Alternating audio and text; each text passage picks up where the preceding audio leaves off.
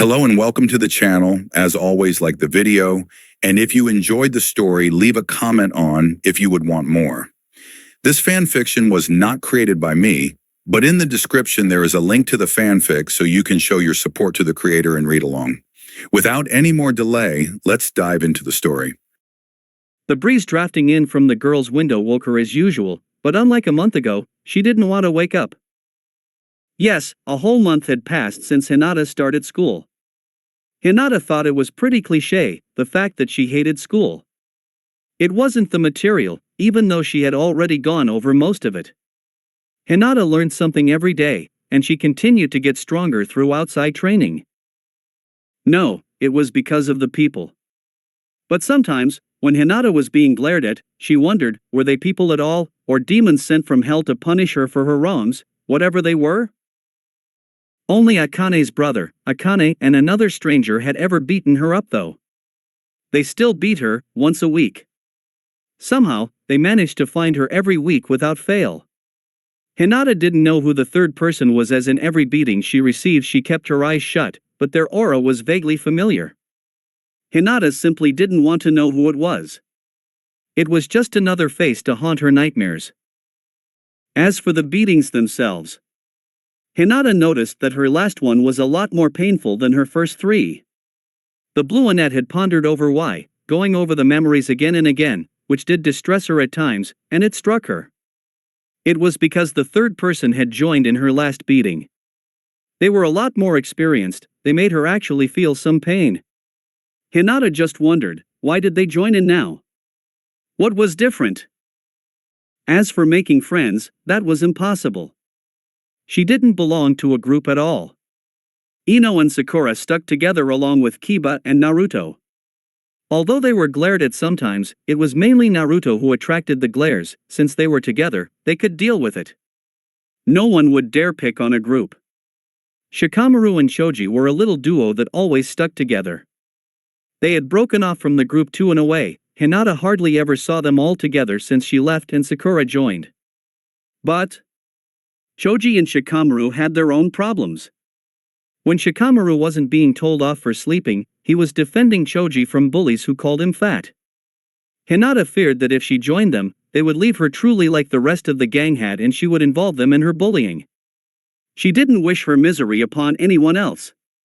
She would just make Shoji's bullying worse if she hung around with him.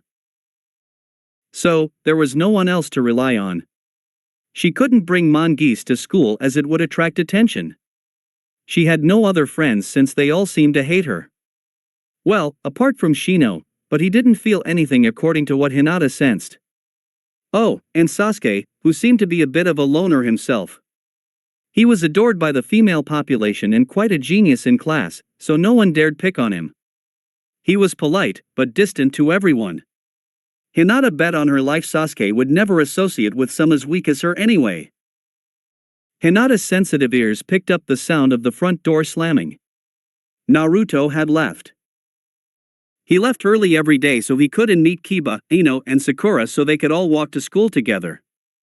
Naruto had offered for Hinata to come with them, but Hinata declined. She wouldn't fit in, and Naruto would be around Sakura. Ino would be around Sakura. Everyone would be around Sakura, and she would be on the sidelines. Hinata would rather choose to be alone than be forced to be alone. Groaning, Hinata stretched languidly and got dressed in her usual, baggy outfit. She had trained very hard last night to distract herself. She had gone into the forest of death, accompanied by the Mongeese of course, and ran with her seals heavier than usual until she couldn't run anymore. Exhaustion seemed to help her forget who she was, even if it were for only about 10 minutes. The good thing was, once her exhaustion had cleared up and she started focusing on her life again, she could always run more to make her forget again. It was her form of therapy. Or denial. Whatever you called it, it worked and it gave her motivation, although it wasn't the right sort of motivation. The Mongeese didn't know exactly what Hinata was going through, but they knew something was wrong. Sometimes Hen, the motherly mongoose, would come over randomly and comfort her for no apparent reason. Hinata would hold on to the furry comfort like her life depended on it, but it was rare that she ever shed a tear. She was used to being strong, so even when she could show her weaknesses, she tended not to. If she made a habit of breaking down, then she wouldn't be able to build herself back up again. Looking in the mirror, Hinata wasn't too distressed by what she saw. She started drinking the body booster tea at nighttimes, and she had added lavender and chamomile to help her sleep easier, so she didn't have bags underneath her eyes.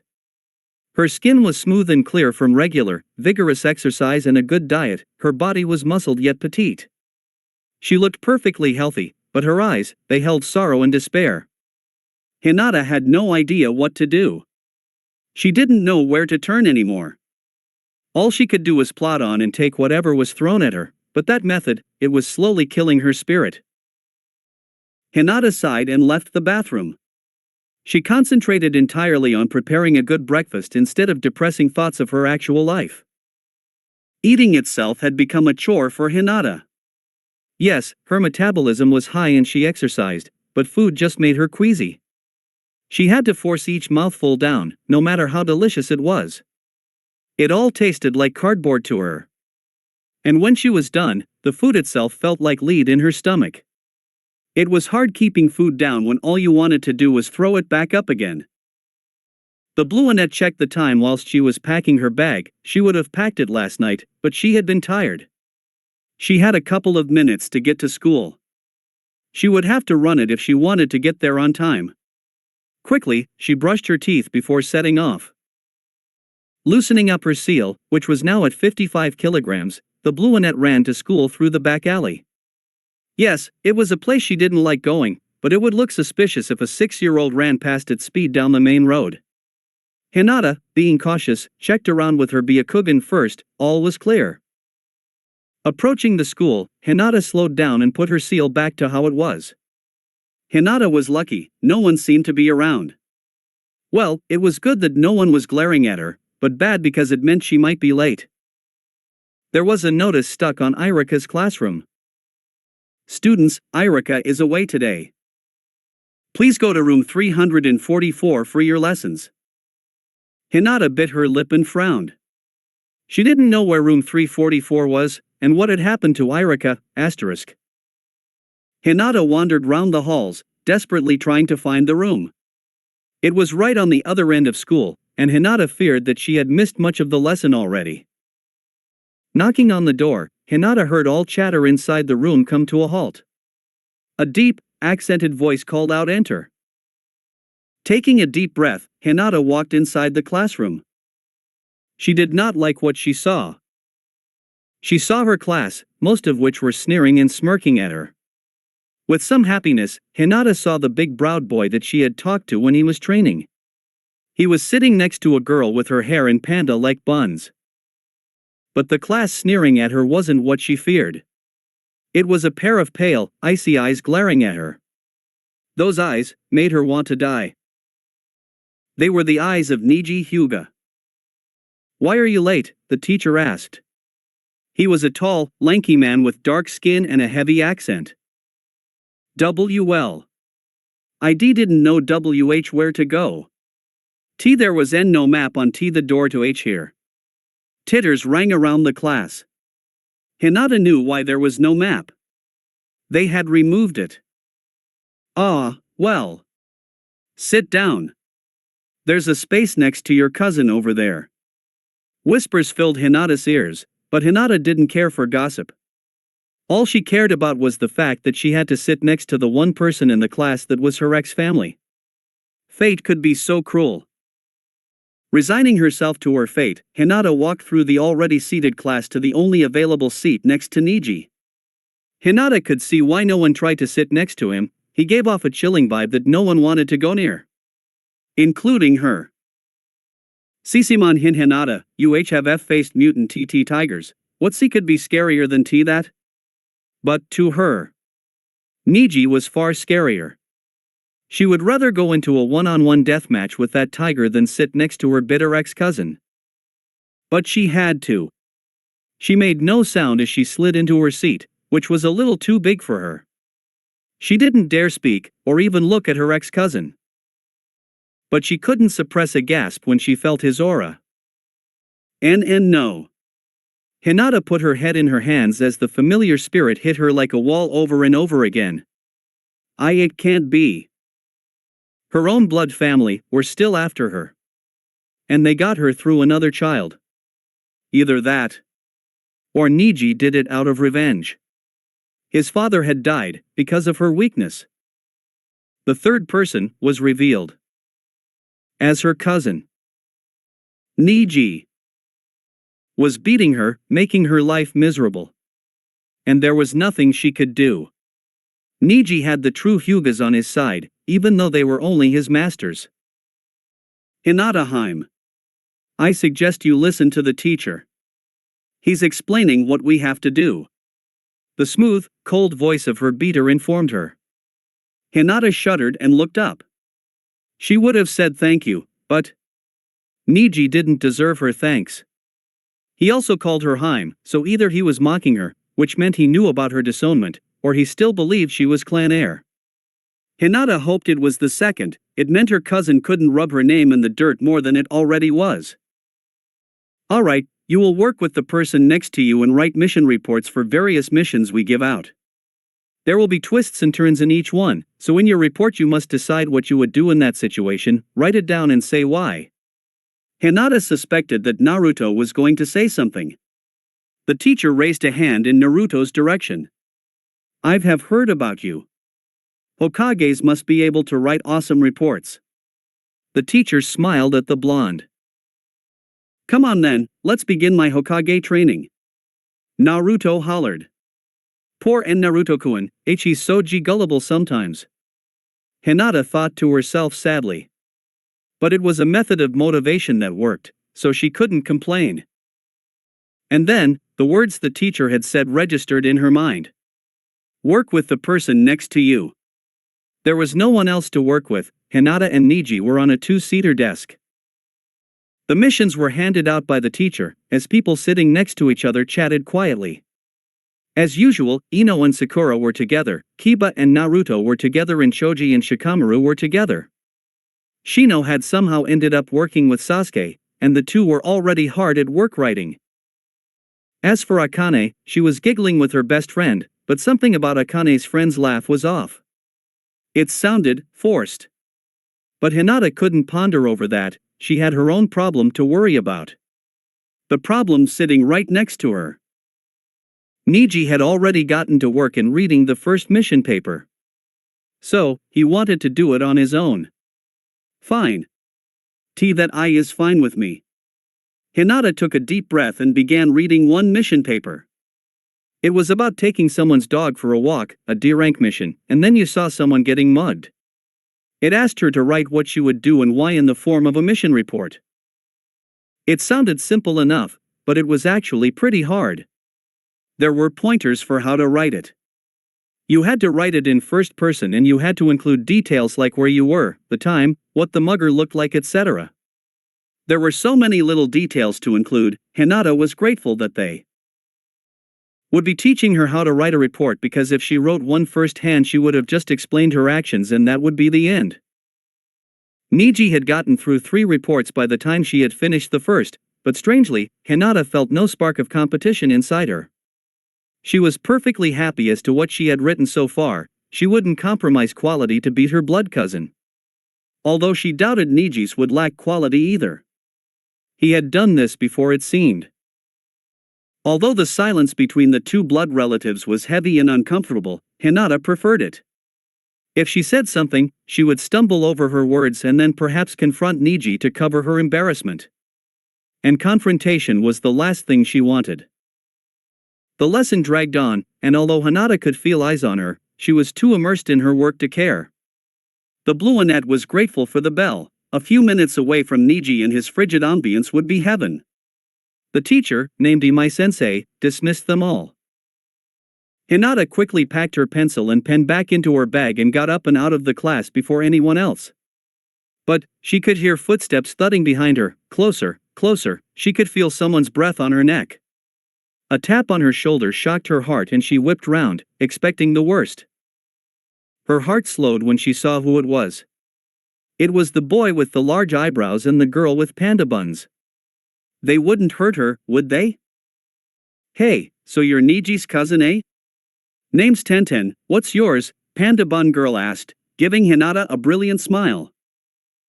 Although Hinata wanted to run away at the mention of her cousin, the fact that these people were talking to her nicely made her want to stay. My name's Hinata. Hinata mumbled, fidgeting in her nervousness. And my name is Rock Lee, the beautiful green beast of Konoha in training. The bushy-browed boy named Lee flashed an excited, gleaming smile. She immediately wanted to know what his toothpaste was, and gave her an enthusiastic thumbs up. Lee-kun, she doesn't need to hear about you and Guy training, she looks frightened already. Tenten said, giggling at a deflating Lee. Hinata felt their auras and tried to assess who they were exactly. Lee's aura, put a color to it, it would be yellow. His aura was brilliant, warm and kind, and his will burn like the sun. He was the will of fire in human form. He was a good person, and Hinata wanted to be around him just for that. Tenten's aura was a silvery light green, calm and strong, with a playful touch.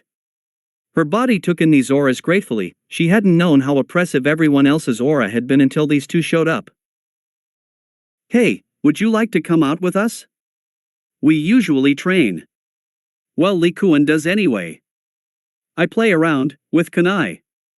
Anyway, I want to see another Hyuga in action. Tenten gushed. They want to be, with me? Oh, okay.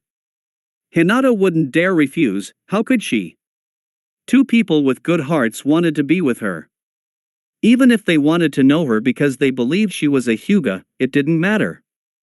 She hadn't had proper human company in such a long time. Great. Come on then, do you mind me calling you Chan? Tenten asked politely. Why, you can both call me what you want. Hinata smiled shyly, and Tenten squealed softly. You're so cute. Come on then, Hinata-chan. Tenten grabbed her hand, was that a trend with all the friends she made, and pulled her along to the playground. She heard the pitter-patter of Lee behind her. At the playground, they didn't stop walking. They headed for a group of trees instead. Hinata would have been nervous if it was anyone else, but auras never lie. You could fake being a good or bad person, but your aura would always tell the truth. Hinata noticed that as they got deeper into the forest, the trees became more scratched, more dented, more damaged. What exactly did they do? Finally, they stopped in some sort of clearing, where the trees were most damaged. A fallen log lay next to a flowing stream, and the sun shone brightly on the water, making it sparkle and glitter like there were diamonds threaded through the water. Tenten gently let go of her hand and sat on the lush grass. Lee joined her. Hinata felt awkward just standing there, so she sat down to an half-lotus position. You do yoga? Lee asked excitedly, looking at her legs. Well, not really, but I do stretch sometimes. Hinata answered, not truly honestly. She had done quite a bit of yoga to increase her flexibility. I do. All of a sudden, the boy was on his thumbs in a perfect thumb stand. Hinata's eyes widened as the boy began to do push-ups, still on his thumbs.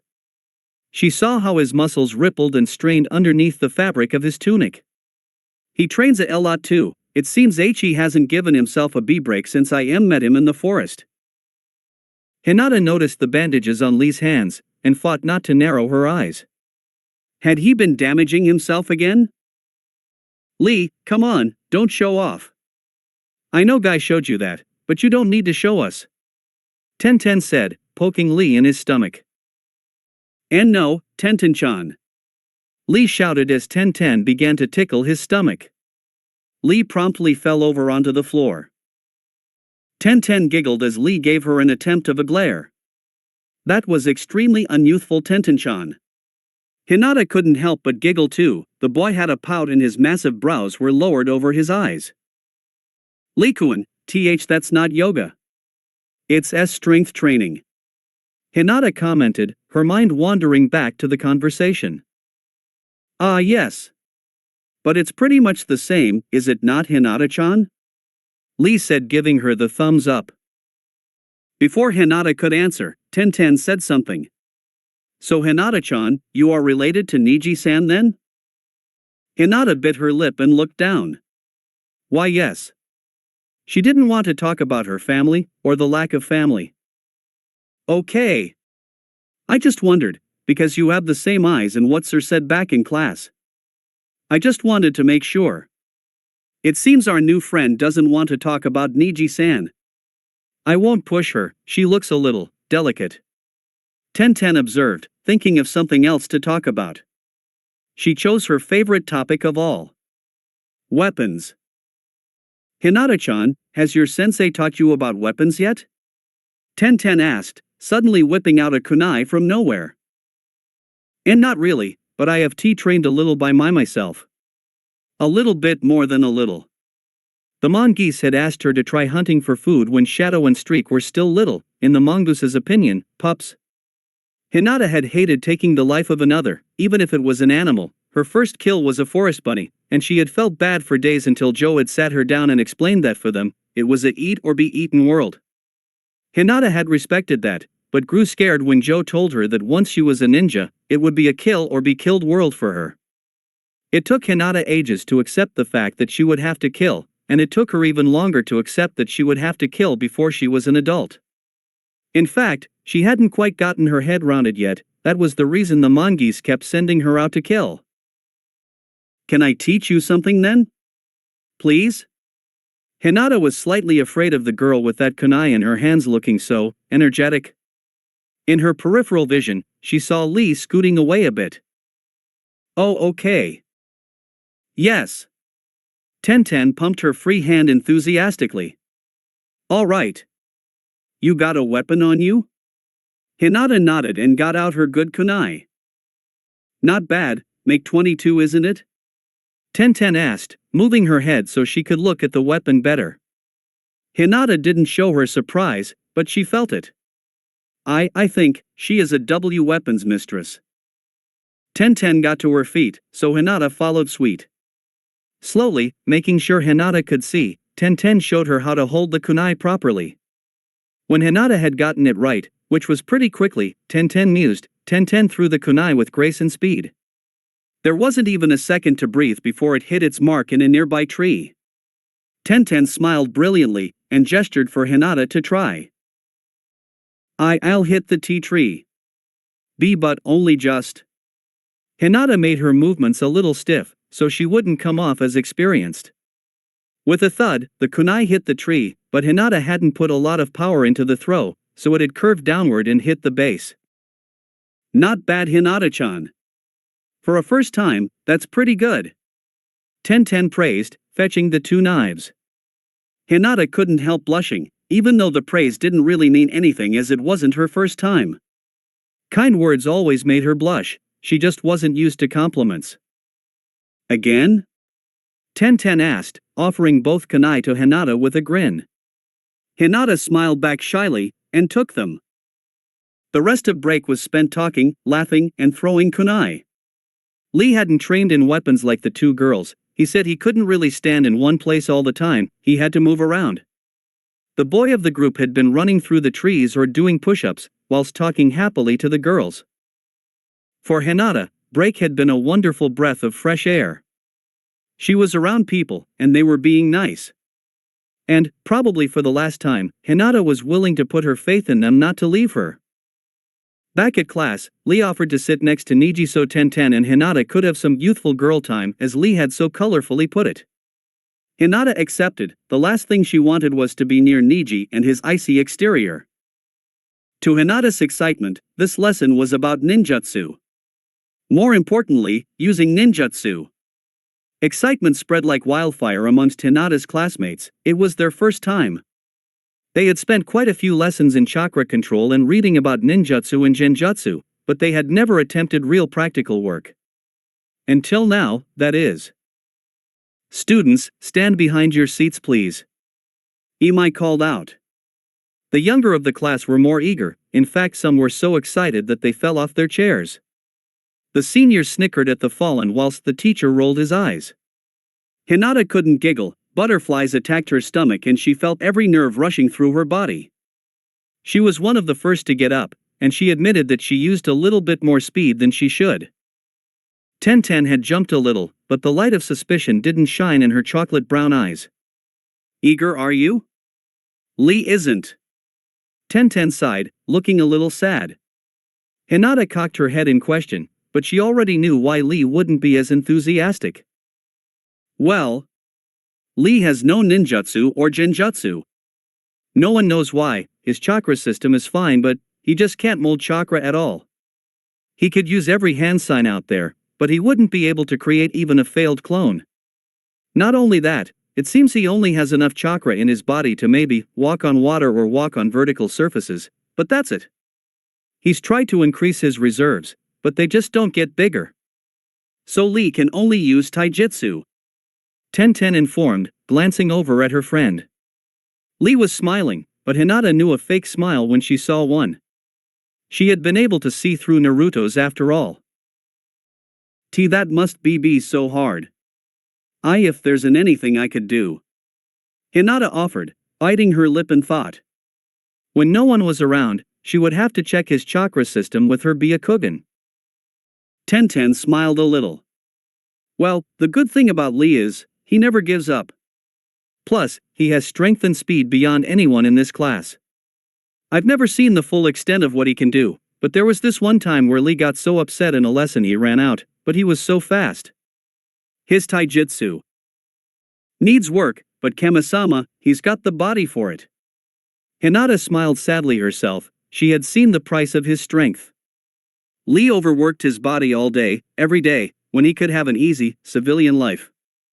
The more she knew about Lee, the more Hinata respected him. The teacher ordered everyone to line up at the front of the classroom, facing the board. Class, today, I will be teaching you the clone technique. Hinata bounced on her toes, and so did the kids her age. It was a technique she hadn't been able to learn from a book. The explanation hadn't been clear enough, all it had said was that you were supposed to make a single sign to mold your chakra and control how much chakra you gave out. Hinata didn't try it, because she suspected it was a lot harder than that. To her surprise, it wasn't. The teacher explained it exactly like it was in the book, and then showed everyone the clone technique in action. With a poof of smoke, a perfect replica of Imai-sensei stood next to the original, and some of her class clapped. Okay students, some will be brilliant at this, and my class should be able to do it. Imai glanced at Lee, who blushed in embarrassment. When you are ready, please try. Hinata followed instructions, and she felt the familiar rise of chakra wash through her body when she made the sign. Familiar, because the feeling was very similar to the transformation technique. Hinata checked how the rest of her class had performed before she did her own. She didn't want to stand out. She couldn't brag, but she felt like she could nail this in one. It was exactly like the transformation technique, but she needed a little more chakra. Her classmates' attempt at their first jutsu weren't too promising. Only Sasuke was able to make a clone that didn't collapse in a pitiful, deformed lump on the floor, but his clone had a facial defect, his face was lopsided, and seemed to be a bit stunted in growth. Hinata sighed and pulled her chakra put of the jutsu. Her result was the same as all of her classmates, a pathetic heap on the floor. As for the seniors, pretty much all of them, apart from Lee, he had just stood sadly beside Niji's perfectly made clone, had produced an actual, healthy-looking clones, whilst sniggering at the juniors' attempts. In Hinata's opinion, that was very arrogant, but she couldn't do a thing about it, that wouldn't compromise her cover. It's alright Hinata-chan, I bet you'll get it in no time. Look, that finger is perfect. Tenten pointed one of the clone's fingers, which was indeed very well created in comparison to the rest of its body. Hinata sighed in mock disappointment. Come on Hinata-chan, I bet you can do it with a bit of work. Tenten coached, as the teacher ordered everyone to try again. The second round of clones were little better than the first, but most were still a useless lump on the floor. As for Naruto, he hadn't progressed at all, his clone was easily the ugliest and most useless of the group. In fact, all the way through the lesson, he hadn't improved one little bit. Hinata had an inkling as to why, but she would need to use her Byakugan to make sure. And using her Keki Genki, that she wasn't even supposed to have activated, was a big no-no if she wanted to blend in. She doubted glowing eyes like hers would go unnoticed. By the end of the lesson, everyone was covered in sweat, apart from Lee, as he hadn't participated in the exercise, Naruto, who simply looked frustrated and devastated, and Hinata herself. Hinata was grateful that she didn't feel tired and felt a sense of accomplishment at the fact her training did show results, but she fretted a little. What if someone noticed she was completely fine after something that left even Sasuke, the class prodigy, bending on his knees out of breath? Her fears were confirmed when Shikamaru caught her eye and inclined his head a little, but his attention drifted when a kid came up to the duo and harshly commented on Choji's size. Hinata clenched her small fists in anger. Pretty much the whole of Konoha were against her and those dear to her. It was unusual for someone like Hinata to have bad thoughts, but in this matter, the bluehead couldn't help but think about how this whole town needed a good lesson on respect. Preferably, a painful lesson. A sickened feeling filled Hinata and she tried to banish the thoughts of other people being hurt. It seemed that the weekly beating she had received had altered her mind slightly. Class dismissed, throwing practice next lesson. Prepare to work very hard. Imai announced, and Hinata felt the floor vibrate as 10-10 began hopping from one foot to another, squealing softly in excitement. A warm glow settled in Hinata's stomach. She bet in the next lesson it was her new friend's time to shine. My fave lesson next. Hinata-chan, eat with us at lunch and I'll give you a couple more tips on how to throw. 10-10 beamed, and Hinata couldn't help smiling back. In a small way, 10-10 reminded Hinata of Naruto. His smiles were infectious too. Hinata did end up joining 10-10 and Lee for lunch, at the same spot amongst the trees. Hinata didn't trust the two enough yet to show her true abilities, so after they had eaten, there was a tuck shop in the senior playground, so Lee had gotten everyone lunch. Hinata told them she was going for a quick jog because she wanted to test how far she could go. Lee offered to go with her, but Hinata flattered him a little and said that he would be bored with her around because she went slowly, and that she would most likely talk to him and lose focus because he is interesting. A warm pink tinged the boy's tan cheeks, and he did stay where he was. Hinata assured she would be back soon before setting off. When Hinata was away from the clearing, she checked with her Byakugan to see who was around. No one, everyone was back at the playground, and Hinata's range couldn't pick up anyone in front. There were a couple of animals scurrying around, but nothing dangerous. The blue Annette went deeper into the forest, stopping periodically for danger. When she was confident that no one could find her, she began training. Back at class, Hinata had felt like she could already master the clone technique, and she had been dying to find out.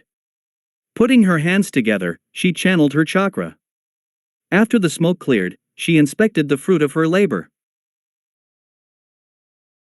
It wasn't perfect exactly. The pixie hairstyle she had was longer than her own hair, the eye color was off and she had put the bandages on her foot on the wrong way. Nothing big, but anyone who knew her would notice immediately something was up. Hinata had found it surprisingly hard to correct the little details of that jutsu. It seemed to require the perfect amount of chakra. Over the next 10 minutes, Hinata varied the amount of chakra she put into the jutsu. She found that if she put all her strength into the jutsu, it would become a useless lump of fake flesh, same if she put in too little. A further 5 minutes was all it took to get the right amount, and Hinata wasn't sweating too much. Her final product was a mirror image of herself. It was so strange, to look at yourself in the flesh from a different point of view. Hinata wondered if she could control what the clone did, but then she realized she had to be getting back. Controlling the illusion was for another time, it seemed. She ran with her seal on 100 kilograms to tire herself out, and it worked. When she had first adjusted it, she couldn't move until she used chakra-enhanced movements.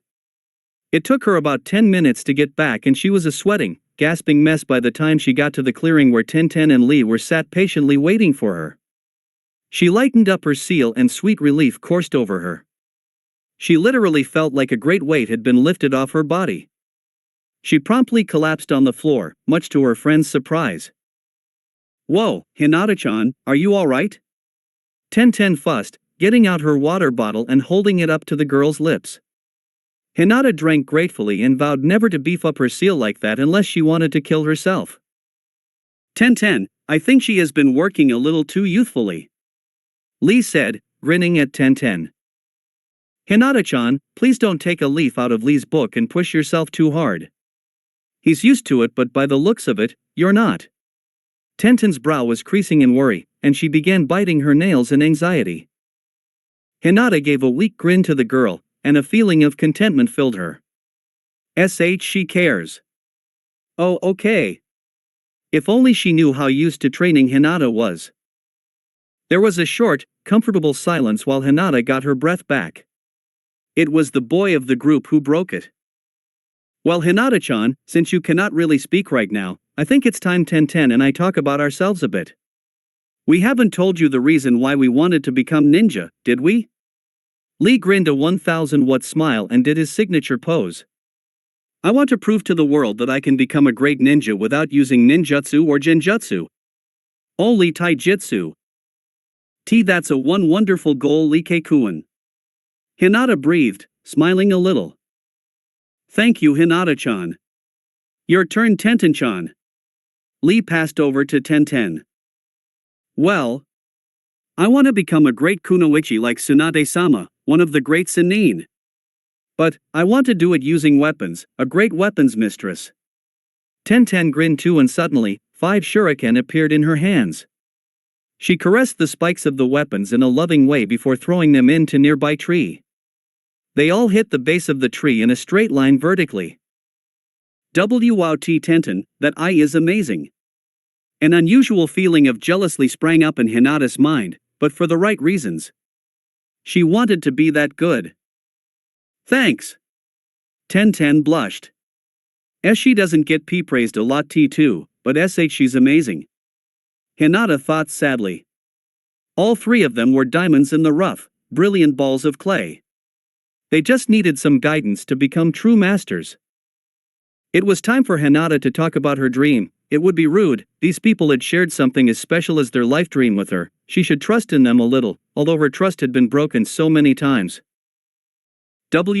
My dream is to prove that I am strong. I need to prove that to everyone and myself. I am not just a wallflower.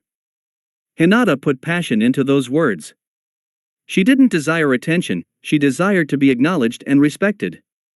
But respect had to be earned, and Hinata had a long way to go, she knew. Tears streamed down Lee's eyes and he held his fist to his chest. That's so youthful. That's a beautiful dream, Hinata-chan.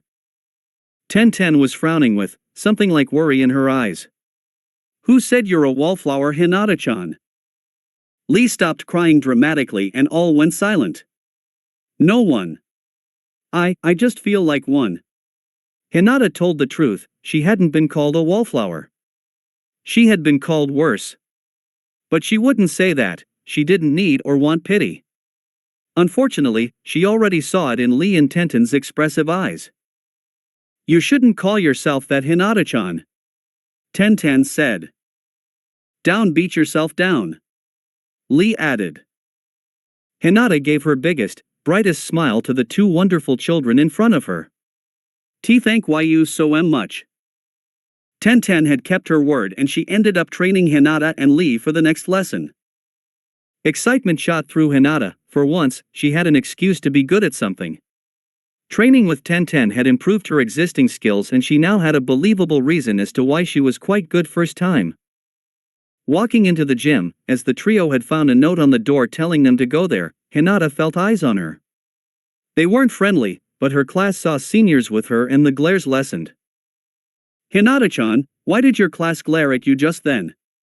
Tenten asked, meeting the eyes of Akane, who turned away. I don't know. Hinata answered truthfully.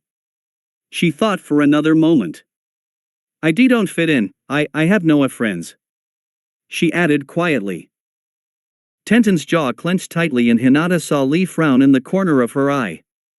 Well, Hinata-chan, you can hang around with me and Lee-kun when you want. Tenten's brown eyes sparked a little. I need a girl to talk to sometimes, no offense, Lee-kun. None taken, Tenten-chan. Hinata-chan, it would very youthful if you were our friends. I would like it very much. Yash. Lee did what Hinata now called his good guy pose. Emotions that Hinata hadn't felt in months coursed through her body. They wanted her, around them, they were the ones to invite her, she hadn't had to even approach them to gain friendship. In her happiness, she felt her eyes tear up a little. Hinata rubbed them softly, and when she inspected her hand, she saw a single eyelash on one of her fingertips. Kakama-sama, please, if you can hear me, please, don't let them leave, like everyone else. Gently, the girl blew on the eyelash, sealing her wish. Every fiber of her being wanted it to be granted. If she lost any more people, she wouldn't be able to face gaining new ones. This was Hinata's last chance at friendship. If it failed, she wouldn't hurt herself again. She would be alone, and she would stay alone. Thank you.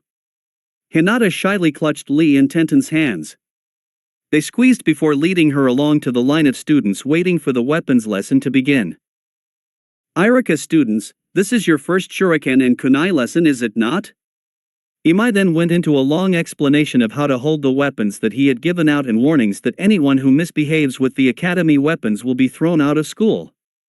Akane had glared at Hinata with a kunai in hand, but did nothing.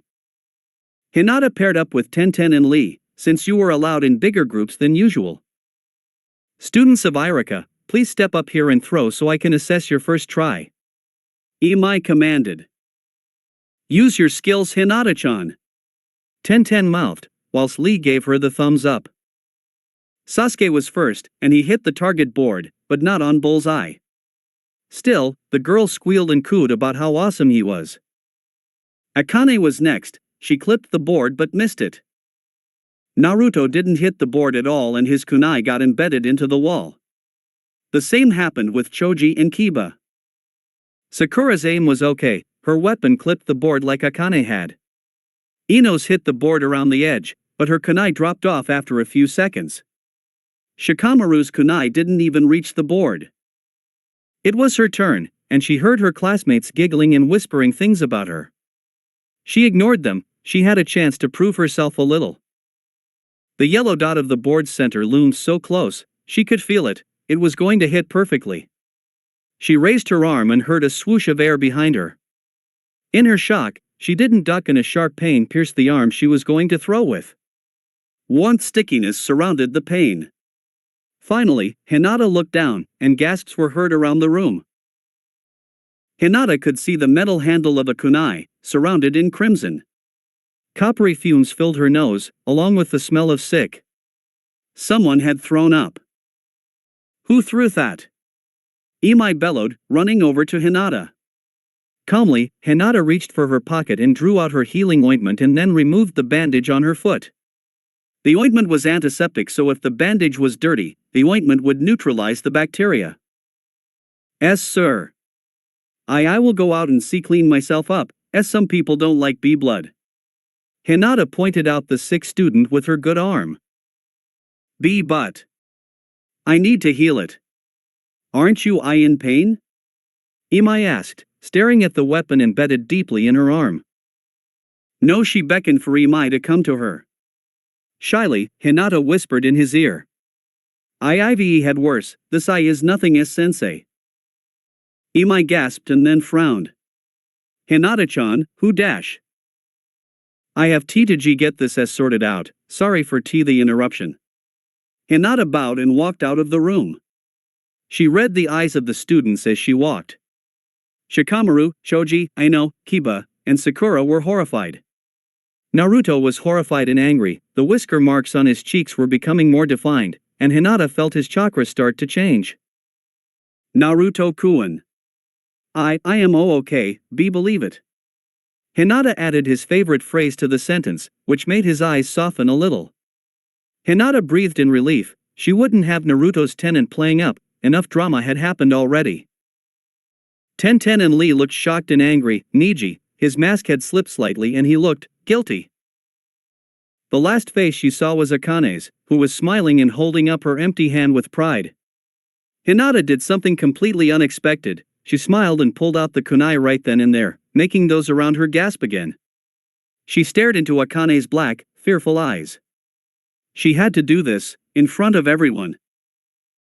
Hinata got out of the gym as quickly as she could, and instead of using her ointment, she just healed herself with the mystical palm. She had checked that no one was watching with her Byakugan before she did so.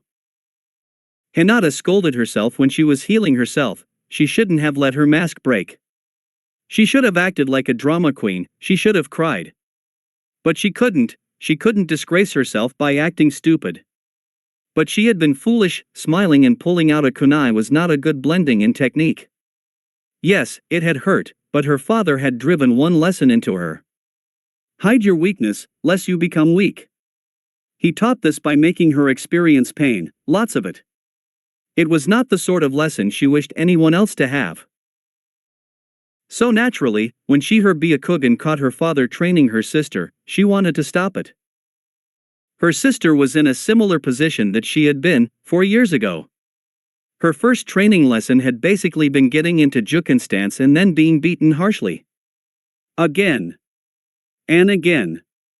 And again. Her father had continued to beat her, until she made no noise. Her sister, the one she had never seen, was going through that right now.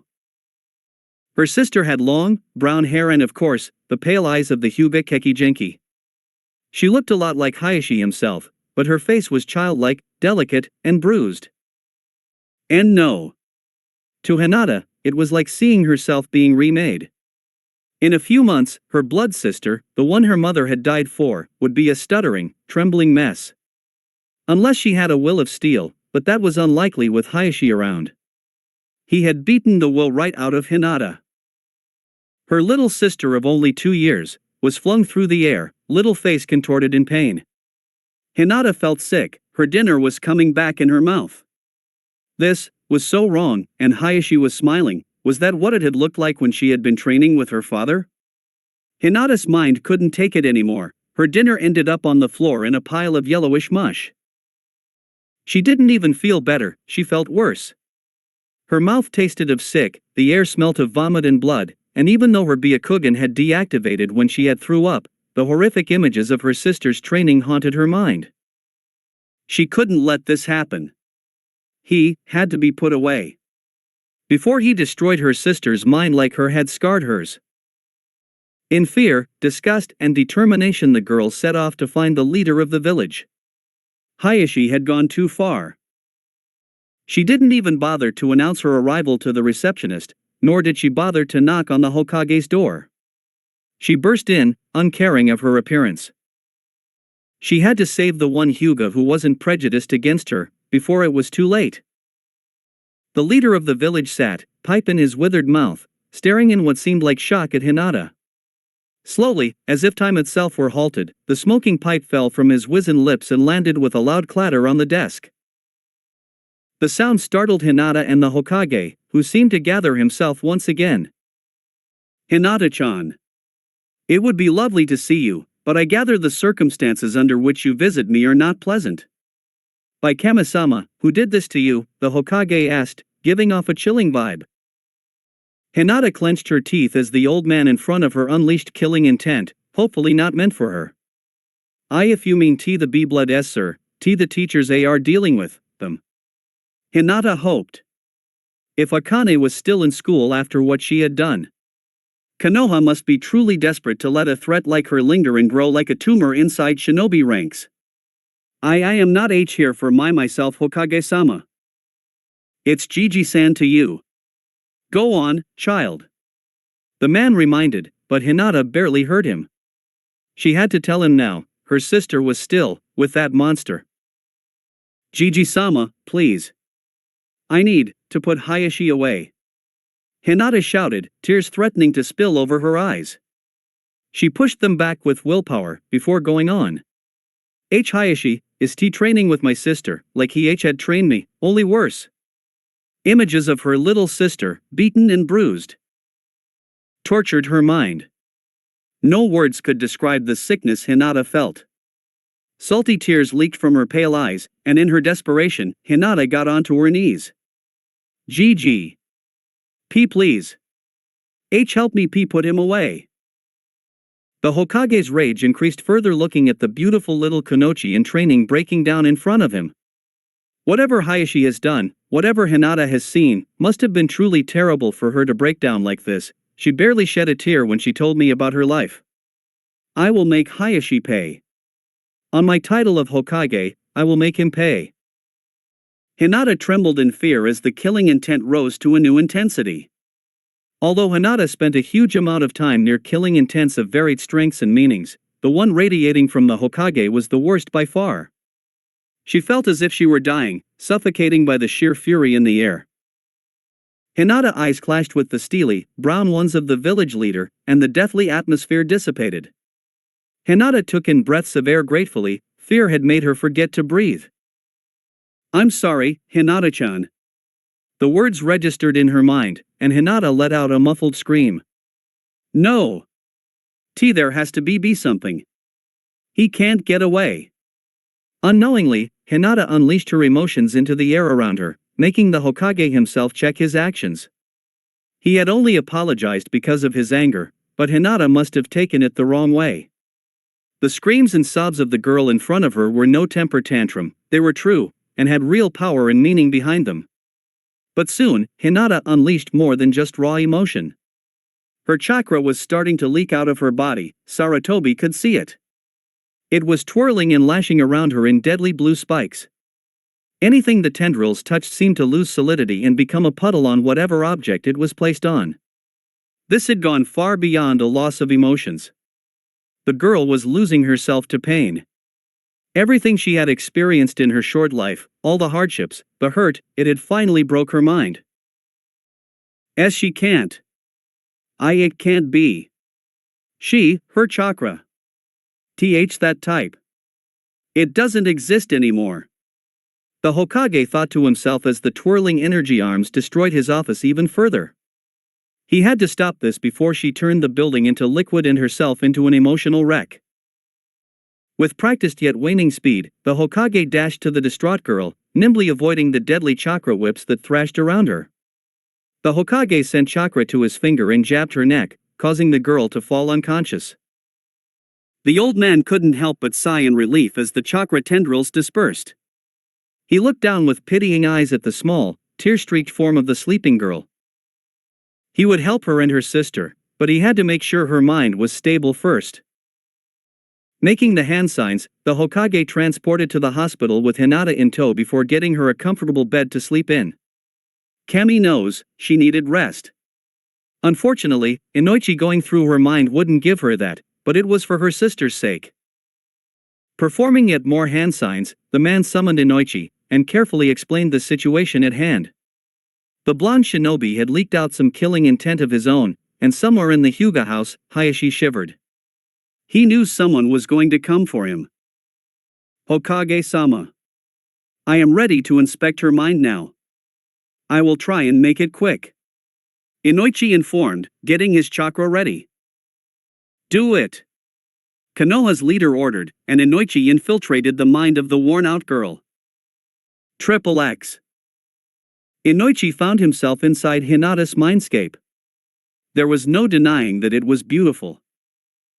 Underneath his feet was a giant lake of silvery purple water, which represented Hinata's chakra. It rippled like silk when he touched it, signifying she had great chakra control. People who were bad at chakra control sometimes had unstable or potentially dangerous mindscapes since chakra governed the body. The sky was a delicate gray overall, signifying the proportion of good memories to bad ones. A mind filled with bad memories would be a murky, dark color, or even black, and a mind remembering happy, stimulating memories would be a brilliant, shining color. To see that Hinata's was gray was a disappointment, but Inoichi knew that it could be a lot worse. The fact that Hinata had a way of seeing the good in things made this mindscape a little more bearable. One brilliant orb of pure gold hung in the sky, and next to it was a black moon. The two cosmic objects represented Hinata's good memories, and Hinata's darker experiences. Inoichi noticed that the black moon was bigger than the sun. Before going over to Hinata's darker memories, the black moon, he took a look at what was underneath the purple-silver sea that was Hinata's chakra. The most protected secrets and powers were always underneath the chakra itself, and the more powerful a person, the harder it was to dive beneath the surface of the chakra. Underneath the surface of the chakra sea, objects floated about, representing different memories and abilities. Inoichi could see glittering pebbles drifting peacefully around, along with the symbol for life, the yin-yang. Herbs and different flowers floated peacefully nearer the top of the chakra lake, and that signified it was one of her lesser secrets, along with a couple of scrolls and various title-less books. Kunai and shuriken were scattered amongst the metallic purple depths, and over one kunai crimson wisps of what seemed to be blood fluttering around the blade. But the object that made Inoichi uneasy was the spinal column swimming through the sea of chakra, and surrounding it were silver pulses of something. It was very deep down, so much so that if it weren't for the silver pulses surrounding the bone, Inoichi would have never had found it. Inoichi sensed there was a lot more down there, her most protected secrets. But respect for the girl's privacy outweighed his curiosity, so he just drifted over to the black moon. A sense of cold dread overtook his body, and when he touched the black orb, despair, grief, and a feeling of sickness coursed through his body. Quickly, Inoichi withdrew his hand and gasped, the sound echoing endlessly. Inoichi had never experienced anything like that before. Usually, when going through the darker aspects of someone's mind, Inoichi would feel nothing. But, in extremely rare cases, the interrogator, namely Inoichi, would feel everything in the memories because they were so strong, or because there were so many of them. Inoichi groaned and dipped his hand into the blackness again. The feeling of dread filled him again, but he didn't pull out. He endured the feelings until finally, the setting changed. He was standing in a training room, and two figures were in there with him. Since it was a memory, they could see nor hear him. The figures were of Hinata Hyuga and little 2-year-old Hinata Hyuga. Excitement coursed through his body, and Inoichi knew that was what Hinata had been feeling at the time. Hinata, today you will begin your training to become clan leader. First, get into this stance. Hayashi slipped into the strong, stone-like stance of the gentle fist. Hinata mirrored him, but there were a few mistakes. Nothing to be too upset about. He was wrong, as Hayashi began berating his daughter about her stance. When she had corrected it, the first hit came. Inoichi was shocked to hear a scream coming from the small girl. She had been hit with such force. Hinata lay there, crumpled on the floor. Inoichi felt confused, and his chest hurt badly, like Hinata's did. The blonde intruder gritted his teeth. It looked like he would have to go through pain and emotion to find out if Hinata was stable. Rule number 1, do not make a sound.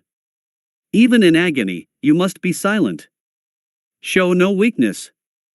Again, to Inoichi's disgust, he saw Hayashi smile as the trembling, aching form of Hinata rose to her feet and got into a clumsy stance. Hayashi corrected her stance again, insulting her as he did so. Then, he hit her again. She screamed again, so Hayashi ordered her up. It went on, forever. Inoichi couldn't help grunt and groan in pain himself as Hinata was beaten in front of him. Eventually, Hinata fainted out of pain, but Inoichi was able to hang on to see what Hayashi did. Pathetic, it looks like she'll have to go through more conditioning. Hayashi smiled cruelly at the bruised, unconscious form of his daughter, making Inoichi gag. That bastard. How sick is he? The scene changed again. It was at dinner. Hayashi was teaching Hinata how to dine properly, but every time she made a mistake, Hayashi mocked and degraded her. At the end, Hinata was a stuttering, crying mess. Anyone would be after being treated like that from their own father. Another scene. Short, but emotionally scarring. Hayashi was screaming at her for stuttering, which in turn made the little Hyuga more nervous, more prone to stuttering. The flashbacks went on and on and on, most of them were about training. Training, it seemed, consisted of being beaten until Hinata couldn't move anymore, and at the same time, she was scolded, insulted, and mocked by Hayashi. Inoichi felt every word, every insult, every bruise and every breakage of Hinata's bones. Soon, he was crying on the floor too, helplessly, shamelessly. It went on and on, the pain intensified because Hinata was only a small child and every cut seemed like a stab to her, every insult seemed like the end of the world. More scenes played out. Hinata being ignored by her family. Hinata locked up in her room, crying. Hinata looking out into the garden wistfully, watching as the other main branch children play happily. Hinata had been grounded, because she was deemed weak from her father. It didn't stop. In fact, Inoichi had experienced 2 years' worth of bad memories, because every day, there was another tragedy in her life. Another training session morphed in front of his eyes, and Inoichi screamed aloud. These training sessions, they were beyond brutal. Hell couldn't compare, she was only a toddler. The harsh training session began as usual, Hinata being beaten and then being expected to get back up again. She was covered in bruises and cuts, and Inoichi felt each one of them. Then, after some more insults, Hayashi seemed to snap. He began beating Hinata furiously whilst she was on the ground defenseless, screaming and shouting slanderous things at her. "You are not my daughter. My children would never be pathetic or weak like you. I try so hard to beat some skill into you, but I get no effort and no progress in return. And it is your fault." Hayashi screamed, blinded by his rage. He charged at his daughter's cowering frame, his palm spiked with deadly chakra. His hand was about to strike her heart. And then, Inoichi felt himself being dragged mercilessly out of the memory, through the blackness of emotion back to Hinata's mindscape. It wasn't a second before he actually got thrown out of Hinata's mindscape. He had no control, it seemed Hinata had begun fighting him. He wouldn't push, truth be told, he was too exhausted from feeling everything in those memories to even. The real world span around Inoichi, he didn't have time to finish his own thought before he collapsed onto the floor. He felt empty, defeated, but there was no pain. Well, he felt heavy from chakra depletion, but that was it. It took a full half-hour to recover, which shocked Sarutobi to the core. Inoichi was a fully fledged shinobi, used to seeing them kind of images. Unless. No, hadn't, feel it? If he did, her mind must be in ruin. Only Ibiki, even then, Ibiki and his interrogator had needed therapy. "Hinata-chan, what has happened to you?" The Hokage wondered, stroking the velvet soft cheek of the sweating girl gently. Her eyelids fluttered open and a gasp fell from the pink lips. "JGG. I had a nightmare." Hinata's hand flew to her mouth. Pale eyes widened, and then something like a smile formed on the girl's face. "Gigi, you seek and arrest Hayashi-san." Hinata closed her eyes in happiness. Her sister was going to be safe from that monster of a man very soon. "Hinata-chan."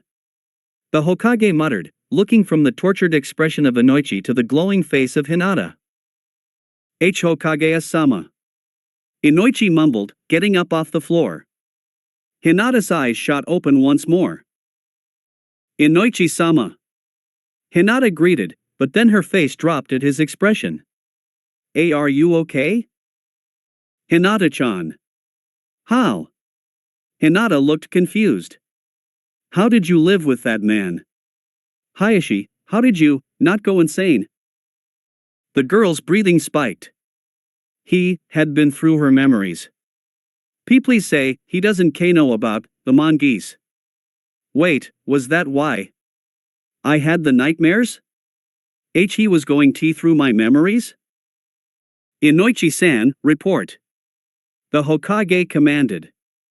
He couldn't wait for answers anymore, he had to know whether this child was okay. Hokage-sama.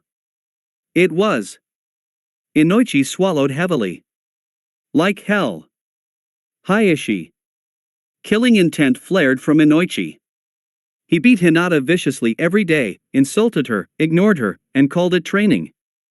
I can't describe what she has been through. But her mind is very stable. I got thrown out because Hinata threw me out. Beaten, the old man asked, whilst Hinata started to curl up in a ball on the bed. Yes. It wasn't training, Hokage-sama. It was child abuse of the worst kind. And I felt it all. Inoichi stated in monotone, before gagging. The sick monster smiled about it too. Inoichi couldn't contain himself any longer, he threw up into the bin beside Hinata's bed. Not even the sound of vomiting could make Hinata raise her head.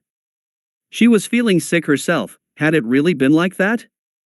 She had seen the memories/nightmares from a spectator's point of view, and it had sickened her. It still did sicken her, but she had nothing to vomit, she had emptied her stomach earlier at her sister's training.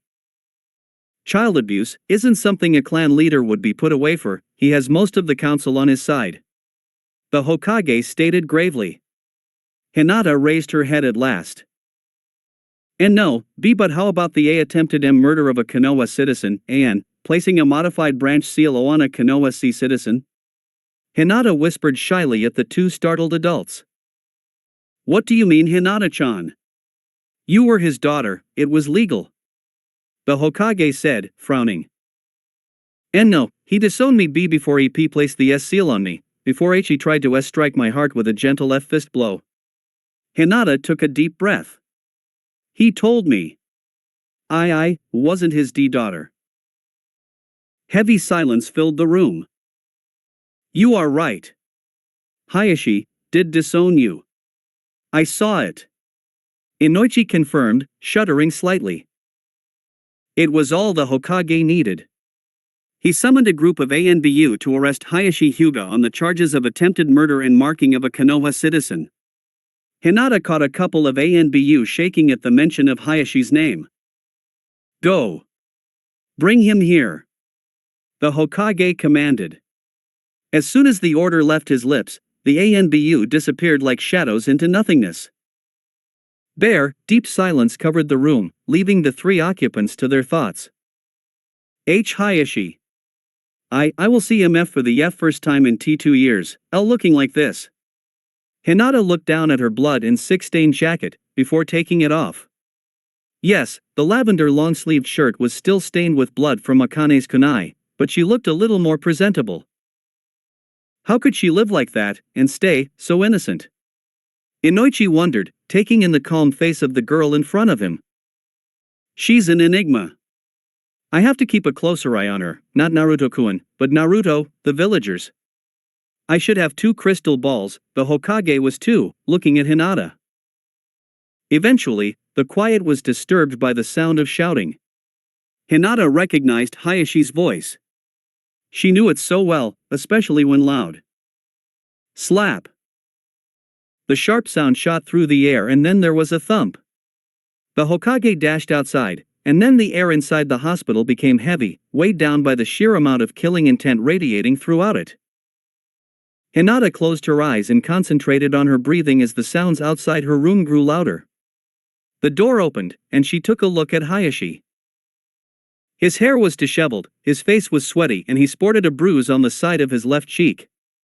He was held by 4 ANBU, and still struggling. His insane, icy eyes locked onto Hinata, and he roared like an animal. Suddenly, Hinata's entire body burned with pain. It was blinding, terrifying. Her screams echoed through the air, drowning out the sound of Hayashi's roar. Her body convulsed violently in pain. It was like nothing she had ever experienced before.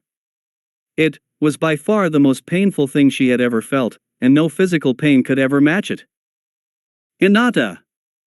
Stop, the Hokage roared, and Hinata opened her eyes. Surrounding her was silvery purple energy arms, and they had destroyed most of the room already.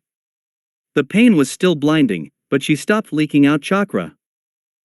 Crunching noise was heard, and then Hinata's pain went as quickly as it came. The tortured girl slumped back onto the headboard. My seal. Hayashi, if you do that again I will kill you right here and now. Understood, the Hokage threatened, directing pure fury at a shocked, feral Hayashi. Hayashi said nothing, he just stared at his blood daughter, who had just single-handedly destroyed the room in a matter of seconds. Hayashi. I am stripping you of your title as clan leader. You are charged with the following: first-degree murder of an ANBU, child abuse of the highest charge, attempted murder of a citizen of Konoha and placing a modified, untested branch seal on a Konoha citizen. Do you deny any of these charges? The Hokage stated coldly. I do. I deny all apart from killing that ANBU. The fool should have let me go. Hayashi smirked, but it was quickly wiped off as the Hokage, Inoichi, and 4 ANBU directed their killing intent at him. Hayashi, if you had nothing to fear, you should have come quietly. It was your mistake, and it will cost you your life. As for the rest of the charges, you disowned Hinata-chan before you placed that wretched seal on her, and you tried to kill her. As for child abuse, you are a sick, twisted bastard who smiles as he beats up children who are weaker than you. I felt it, Inoichi said. The ANBU seemed to turn towards Hinata and look at her sitting there, dazed from the pain she had felt. As my title of Hokage, I have decided on your fate. You are to be executed, but first, you will remove the seal you have placed upon Hinata. Then, the ANBU will take you to Anko for punishment before you die. Hayashi started to tremble, but then, he laughed. The former clan head cackled devilishly, tears of laughter falling down from his eyes. When the madman stopped his laughter, he grinned. I am going to die, fine. But, no one else can remove that seal apart from me. Hayashi turned his head towards his daughter. This is my final act. That seal will brand you forever. And anyone of the main branch can activate it. Including your sister Hanabi. Suddenly, Hayashi's arms glowed brightly with chakra, and the ANBU restraining him were forced to let go. Hayashi raised his hand, which was charged with deadly, blue chakra, and struck his own heart. Single, rough cough rang throughout the room, and blood spurted from Hayashi's open mouth. He was in obvious pain, but he smiled demonically at his eldest child, before collapsing on the floor. He was dead. Hinata knew. She was branded forevermore with the branch mark, no one could change that now. The question was, did the rest of the main branch hate her like her father had? If so, she was in grave danger. XXX. 3 days had passed since Hayashi died. Hinata hadn't known what to feel. He had been a demon, a cruel, harsh man. But, he had also been her father, nothing would ever change that. Hinata could only bring herself to feel relief that he was gone, her sister would be safe now, and hopefully, a reasonable clan head would take Hayashi's place, for everyone's sake. Hinata had attended the funeral.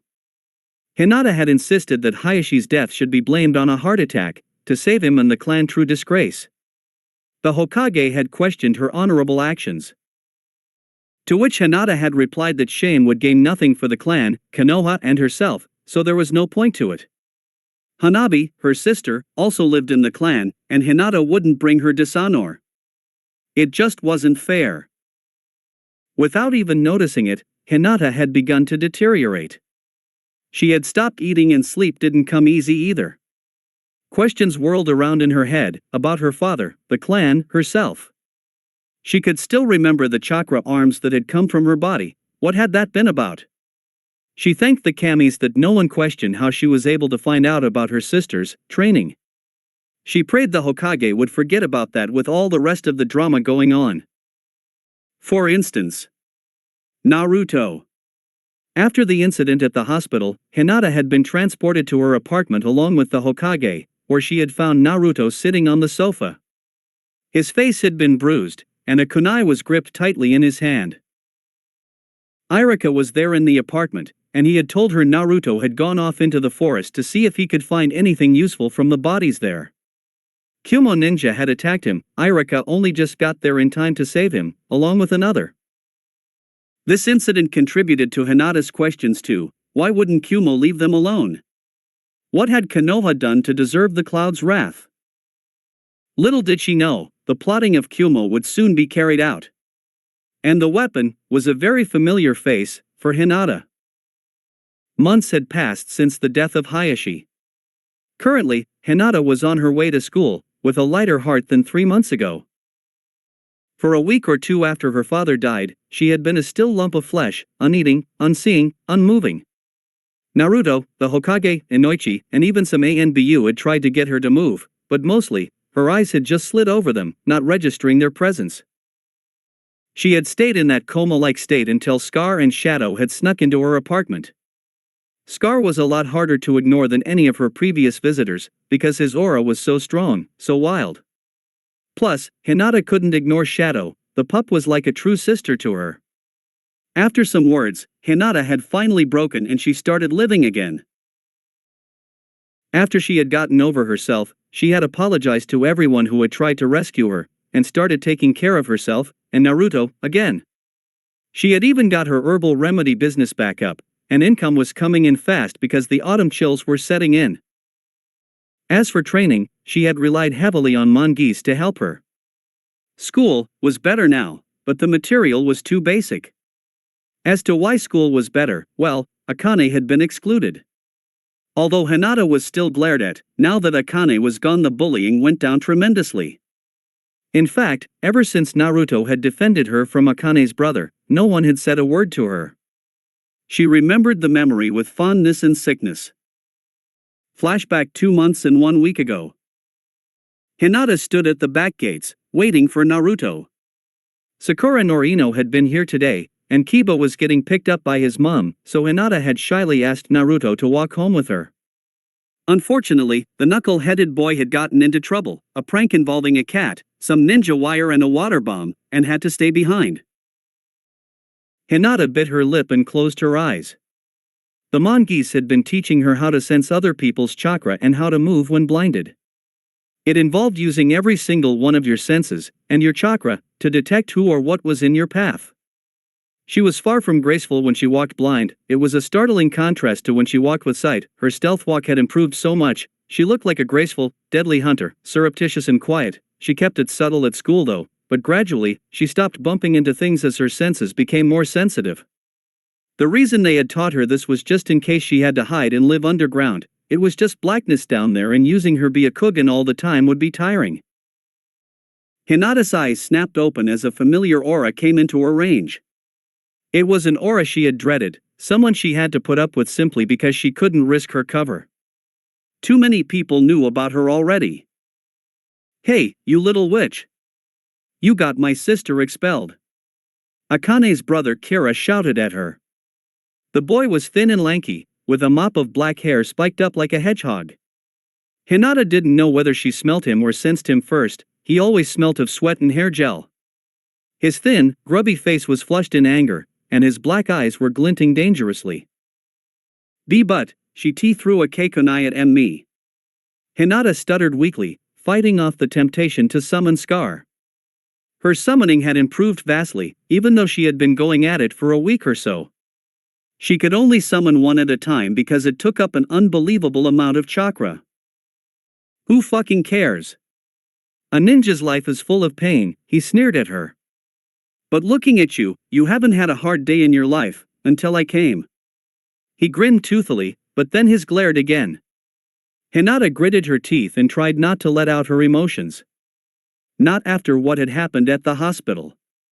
She still had no idea what the energy arms were, and the Hokage hadn't explained anything to her. Nevertheless, she was afraid of what they could do. They turned things into liquid with just one touch. It would only satisfy Hinata for a second to see Kira turned into jelly, but she would feel bad for a lot longer. Anyway, she couldn't really control the whips of chakra. They were just a product of really strong emotions or pain. Well, that was her theory anyway. Kira took a step towards her, and Hinata consciously took a step back. Her smell was getting better, and this boy smelt rank. Kira continued to step forward until she was backed up on the gate. She could smell the bully's breath. It stank of meat and egg. Whatever he had eaten, it hadn't left a pleasant smell behind. "I'll teach you not to mess with the Uchi dash." The boy's words were cut off as a blur of orange crashed into him. Hinata's mind was thrown into thought. The boy, was he going to say Uchiha? Sasuke's family were after her? But Akane's family name was Saito. How were they Uchiha? Maybe it was a mix-up of words. Her savior was Naruto. Her senses had been thrown off by Kira's scent and aura, so she hadn't noticed him coming. "If you ever touch my Amuto-chan ever again, I'll kill you. You'd better believe it," Naruto threatened. Hinata could feel his aura spiking. He was getting angry. Scratch that, he already was. Hinata felt a warm feeling blossom in her stomach, but it wasn't butterflies like she had experienced before. Naruto, calling her his little sister. Like family. It meant more to the Bluanette than she could say. She had found out recently that the feelings she had felt for Naruto were actually a crush, because she had asked the mongoose in her confusion. But now, those feelings had vanished, vaporized, changed. She loved Naruto, as a brother. And she felt more joy knowing that than knowing she had a crush on him, and it would save her the pain of seeing him go after Sakura. And Naruto. "Oniai-kun, please, calm down, for me." Hinata placed her hand gently on her angry brother's shoulder. The muscles were tensed, and like hers they were hard from exercise, although Naruto's exercise was probably running from the teachers. Naruto loosened his grip on the older boy's collar. Naruto had ended sitting on top of Kira, nearly strangling him, and Kira took the opportunity to thrash. Naruto would lose the fight. Kira was bigger than him. Unconsciously, Hinata's finger charged with chakra and she jabbed instinctually at Kira's carotid artery. Hinata felt the flow of blood stop and start up again, and Kira fell limp, unconscious. "Hinata-chan, he's not." Naruto breathed, looking a little bit scared. Quickly, Hinata checked his pulse. It was slow and steady. She breathed in relief. He was just knocked out. "He's fine, Naruto-kun, let's go home." Just to check if she truly felt only sisterly feelings for him, she grabbed his hand. There were no butterflies, just warmth. The warmth of having a loving brother. End flashback. The weekly beatings stopped too. Hinata no longer needed to check the alleys for anyone when she walked home. She hadn't seen Niji, Akane or Kira for 3 months, which was a great relief. Things were going well on the friendship front too. Tenten and Lee stuck by her, and the three hung out together every break and lunchtime. As for Choji and Shikamaru, their life had gotten easier too now that Akane wasn't starting trouble about Choji's weight. Soon, Hinata vowed she would gather the courage to approach the pair and befriend them once more. She didn't trust them enough yet not to leave her, as sad as it was. It had been a leap of faith befriending Lee and Tenten, and it would take even more faith to befriend the people that had deserted her once more. Although Choji and Shikamaru weren't really the ones who had left her, they were still a part of the group who shattered her trust in people. She approached the front gate of the school to see Lee and Tenten there, as always. "Hello? Tenten-chan, Lee-kun." Hinata greeted, somewhat smoothly. Hinata had finally gotten round to requesting lessons for her stutter, and she and Flower, the nervous mongoose, had been reading aloud to each other to improve their speech. It hadn't only helped in her stutter, but they were reading informative scrolls so Hinata learned something too. "Bluey-chan." Tenten greeted back. Not long ago, Tenten randomly called her Bluey-chan when they were eating lunch, and the name just stuck, not that Hinata was bothered about it. Nicknames were a sign of affection, weren't they? "Good morning, Hinata-chan. It's a youthfully beautiful day today, is it not?" Lee beamed, teeth flashing in the indeed bright sunlight. "Yes, Lee K-kun." Hinata agreed, breathing in deeply. Her nose caught the smell of a floral perfume. Ino was here today. She saw the blonde stride across the playground. "Come on, Bluey, it's time for class." Hinata hadn't realized she had been staring at Ino, because Sakura wasn't by her side. Ino looked like she was having a bad morning, a really bad morning. As Hinata walked to class, she wondered why Ino was so mad, and why she wasn't with Sakura. Sure, the two were frighteningly competitive in class, especially when they did flower arranging. Thank Kami that 2 weeks were over, but they always stuck together. Had something changed that? Lee and Tenten recognized their small friend's thinking face, so they chatted quietly amongst themselves. It unnerved the two how thoughtful and quiet Hinata could be sometimes. It was like an older person was trapped in a younger body. She was extremely mature for her age. Hinata was at the door of her class before she knew it. Tenten snapped a finger in front of her, breaking her out of her thoughts with a jump. The older girl giggled at the shocked expression. Sorry. I'll see you T2 at break." Hinata apologized, going red. She felt guilty. She had a habit of thinking too much and not talking enough. "Sure, Bluey-chan. See ya." Tenten cheerfully said goodbye, and Lee made a quick bow before the two went off. She smiled at their backs, and entered her own classroom. The first thing she saw was Ino and Sakura together, by Sasuke's desk. The two didn't really look friendly towards each other. In fact, if looks could kill, they would both be bloody smears on the ground from the glares they gave each other. The two argued heatedly about who got to sit next to Sasuke today. Hinata was very aware about how the females of her class were very attracted to the black-haired boy, so infatuated it bordered on obsession. It didn't help that he was extremely polite to all the girls' offers and declarations of love, even though he was only turning them all down. For some reason, all of her classmates went back for more. A word from him, even one of rejection, was worth all the hassle. Hinata also knew about the bubbling rivalry between Sakura and Ino for Sasuke's attentions. They usually kept it pretty cool, but today, competition finally got to them both. The cracks in their relationship made by classroom rivalry had split into a huge fissure, Sasuke probably being the final push of the wedge. Whilst the female population fought for Sasuke's attention, the males of her class looked on in pain. The boys' crushes were all going after one guy. Naturally, it made all the boys in the class bond with each other over their girls going after Sasuke, but Sasuke himself was always the outsider. Never once had another boy come up to him in the offer of friendship, apart from Naruto. The two had ended up sparring, with Sasuke winning. And Sasuke seemed to prefer it that way. She got herself sat down next to Shino and continued to observe the catfight that had broken out between the girls at the front with little interest. Not one of them seemed to remember they had taijutsu training. Out of the gym a fight was like a scrap. No form, no style, just free fight. Get a hit in where you can.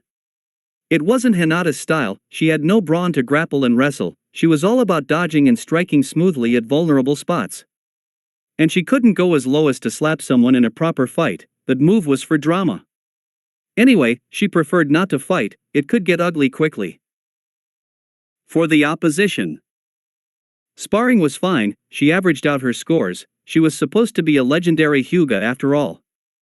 But when she did decide to lose, she observed her classmates' fighting styles for further use. She never knew when one of them could actually turn on her and try to kill her. Irika walked in and used his massive head no jutsu to get attention. It worked, and when everyone was settled, the lesson begun. It was on ninjutsu again. They were still on the clone technique.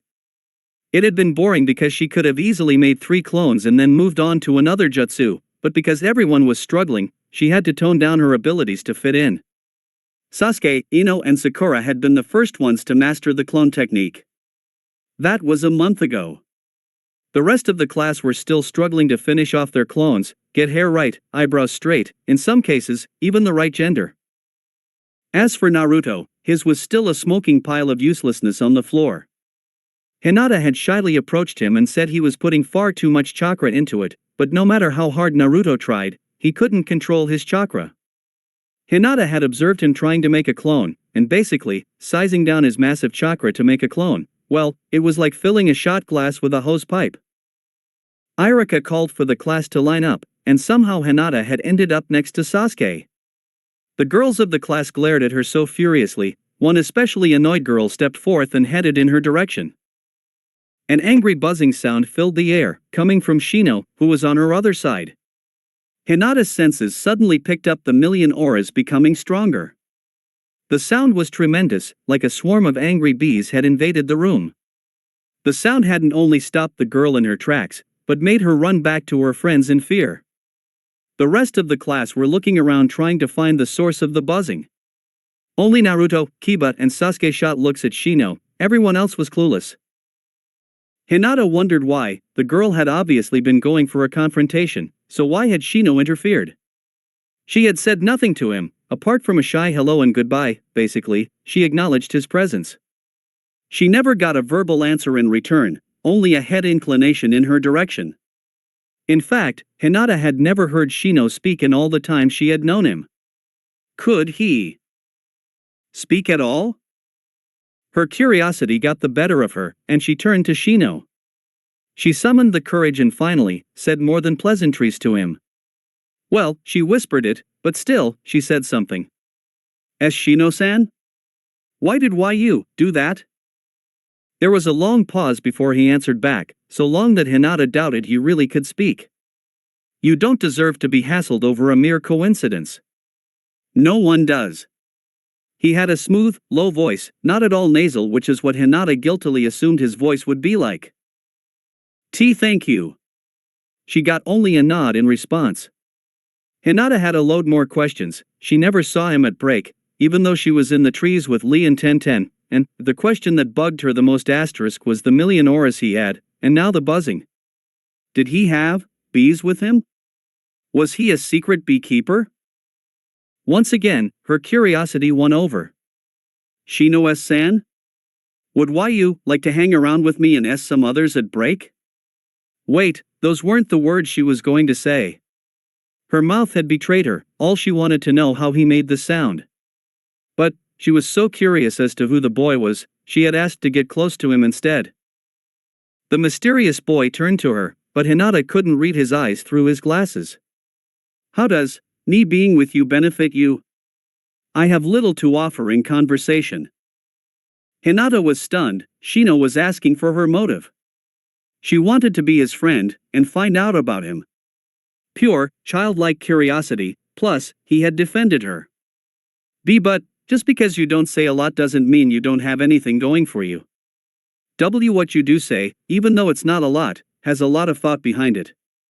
Hinata took a breath. I would rather have a friend who says little and tells the truth or shares wisdom, than a friend who talks a lot about foolishness and lies.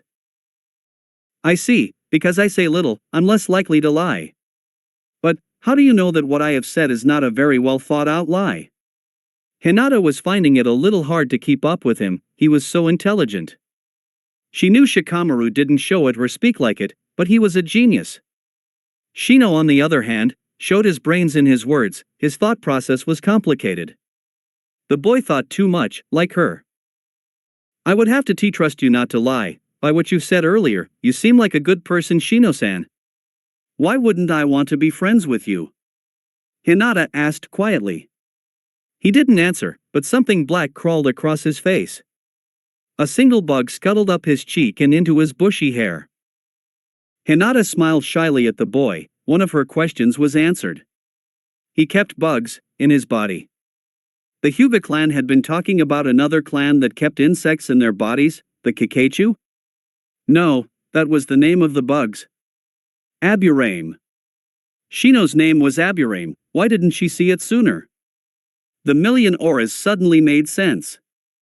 They were small, simple, insects. And, that eye is supposed to stop me being your friend? Hinata could read his body a little. Byakugan users were famed for their insight after all. He was confused, she could tell by the tiny crease in his brow and the way his head was slightly tilted to one side. Okay. Shino put up his barriers again. Hinata could see not feel any emotions coming from him, but now that she knew the insects were there, she felt them so much more clearly. Hinata gave him another smile, bigger this time. It's not so hard to make friends. Poof of smoke startled Hinata out of her daydream, and when the smoke cleared, two Shinos stood side by side next to each other. From what Hinata could see, they were both identical. Well done, Shino-kun, it seems talking to Hinata-chan hasn't made you sloppy. Irika commented, whilst some of the class started muttering to themselves. It can talk, a guy snickered to his friend. Hinata was going to turn and glare, but that would have given her away. No, she was going to do something a little more interesting. She placed her hands behind her back and made a single sign. Her chakra rose up to the occasion, and then she let it leak out of her body. Suddenly, a gigantic, hairy spider appeared right in front of the boy who had laughed at Shino. The boy fell to the floor, screaming and crying, for his mommy. So did a couple of other kids. Hinata decided that was enough punishment, and stopped the flow of chakra. The spider illusion flickered and then disappeared, leaving silence in its wake. She wrapped her arms around her body, giving out the appearance of fear. She had already made her facial expression shocked, it came naturally, the genjutsu had actually worked. She couldn't believe she did it off the mere memory of Irika doing it. Whoever did that, if I catch you, you will be kicked out of ninja school. We never use jutsu on a fellow Konoha resident unless it's under sparring conditions. Do I make myself clear? Irika's angry voice rang threateningly through the silence. Everyone nodded, even Sasuke, who looked just as scared as everyone else. Shino, of course, had no expression, but Hinata got the feeling he was looking at her. After Irika had calmed down, the lesson continued. Hinata was next, and she made a clone, but the hair was wrong on purpose. Irika gave her a good comment anyway, and Sasuke performed excellently, as usual. Break time came quickly, and Shino waited for her by the door as she went to collect her bag. Out the corner of her eye, she saw Choji being pushed by two boys when Shikamaru wasn't looking. Guilt coursed through her. She wasn't the only one with problems. Could she do it again? Could she trust them enough? It would ease her conscience to see them happy, and it would make the two happy because no one would bully them anymore, since they hung around in a group. Making up her mind, she held up a finger to Shino, signaling for him to wait for a moment. Shino dug his hands into his pockets and leant on the door. Hinata took that as an okay, so she slowly made her way over to the two. As Shikamaru-san, Choji-san? Hinata got their attention quickly. Hinata noticed how Choji stiffened when she said his name. He was nervous of other people. Hinata clenched and unclenched her fists in anger. How could people be so cruel? Shikamaru turned round and gave a small smile to her, but there was dullness in his eyes. It seemed that protecting Choji constantly had been wearing down his spirits. Hinata-chan. I haven't spoken to you in a while. How's everything? A small twinkle shone in Shikamaru's eyes. Hinata knew the expression well. He was curious about something. Good, thank you. Hinata poked her fingers together and looked down. I was wondering, would you like to come and hang around with Shino-san, Lee-kun, and Tenten-chan this break? Lee-san and Tenten-san? Aren't they seniors? Shikamaru asked. Yes. I've been friends with them for a while. They are very nice. We go to a clearing at break times. So that's why I haven't seen you around. What do you think, Choji-kun? Shikamaru turned to his best friend, who had slightly relaxed. I'm fine with whatever, Shika-kun. I like Hinata-chan, and whoever she's friends with, I'm okay with. I just want to get into those crisps. They've been talking to me, Shika, talking. Hinata giggled as Choji's eyes burst into comical flames. It was a genjutsu, but it seemed to be automatic. How strange. Hinata was relieved that his passion for food was still there. It meant she still knew something about him. If he wasn't training to become a ninja, she swore he would grow up to be a great chef. All right then. It's not too far, is it? Shikamaru sighed. Hinata laughed a little. Shikamaru hadn't changed either, still as lazy as the day she met him. And probably just as intelligent, maybe even more so. No. She flashed a small grin to the laid-back boy. He looked like he needed a break. Good, 'cause it's so tiresome to walk long distances. Why do I want to become a shinobi? It's so much hard work. Shikamaru mumbled to himself. Shino introduced himself politely yet stoically to both boys. Choji had been a bit scared, but Shikamaru had just appraised him with dark, intelligent eyes. They four set off, Hinata leading. The blue-annette got the feeling she was going to be questioned very soon, but she pushed it to the back of her mind. At the clearing, Shikamaru collapsed onto the grass with a sigh. Choji had opened his second packet of crisps. Where did he keep all those? And Shino had looked over in the direction of the fallen log. Bluey-chan. You've brought friends? Awesome. Tenten greeted, Lee close behind. The two had just come into the clearing themselves. Why yes. Tenten-chan, Lee-kun, this is Shino-san, Shikamaru-kun, and Choji-kun. I hope you don't mind me bringing them. Hinata introduced them all. Choji had kindly offered a crisp, beef of course, to Tenten and Lee. Shikamaru had waved lazily in greeting and Shino had adjusted his glasses. The more the youth flirt.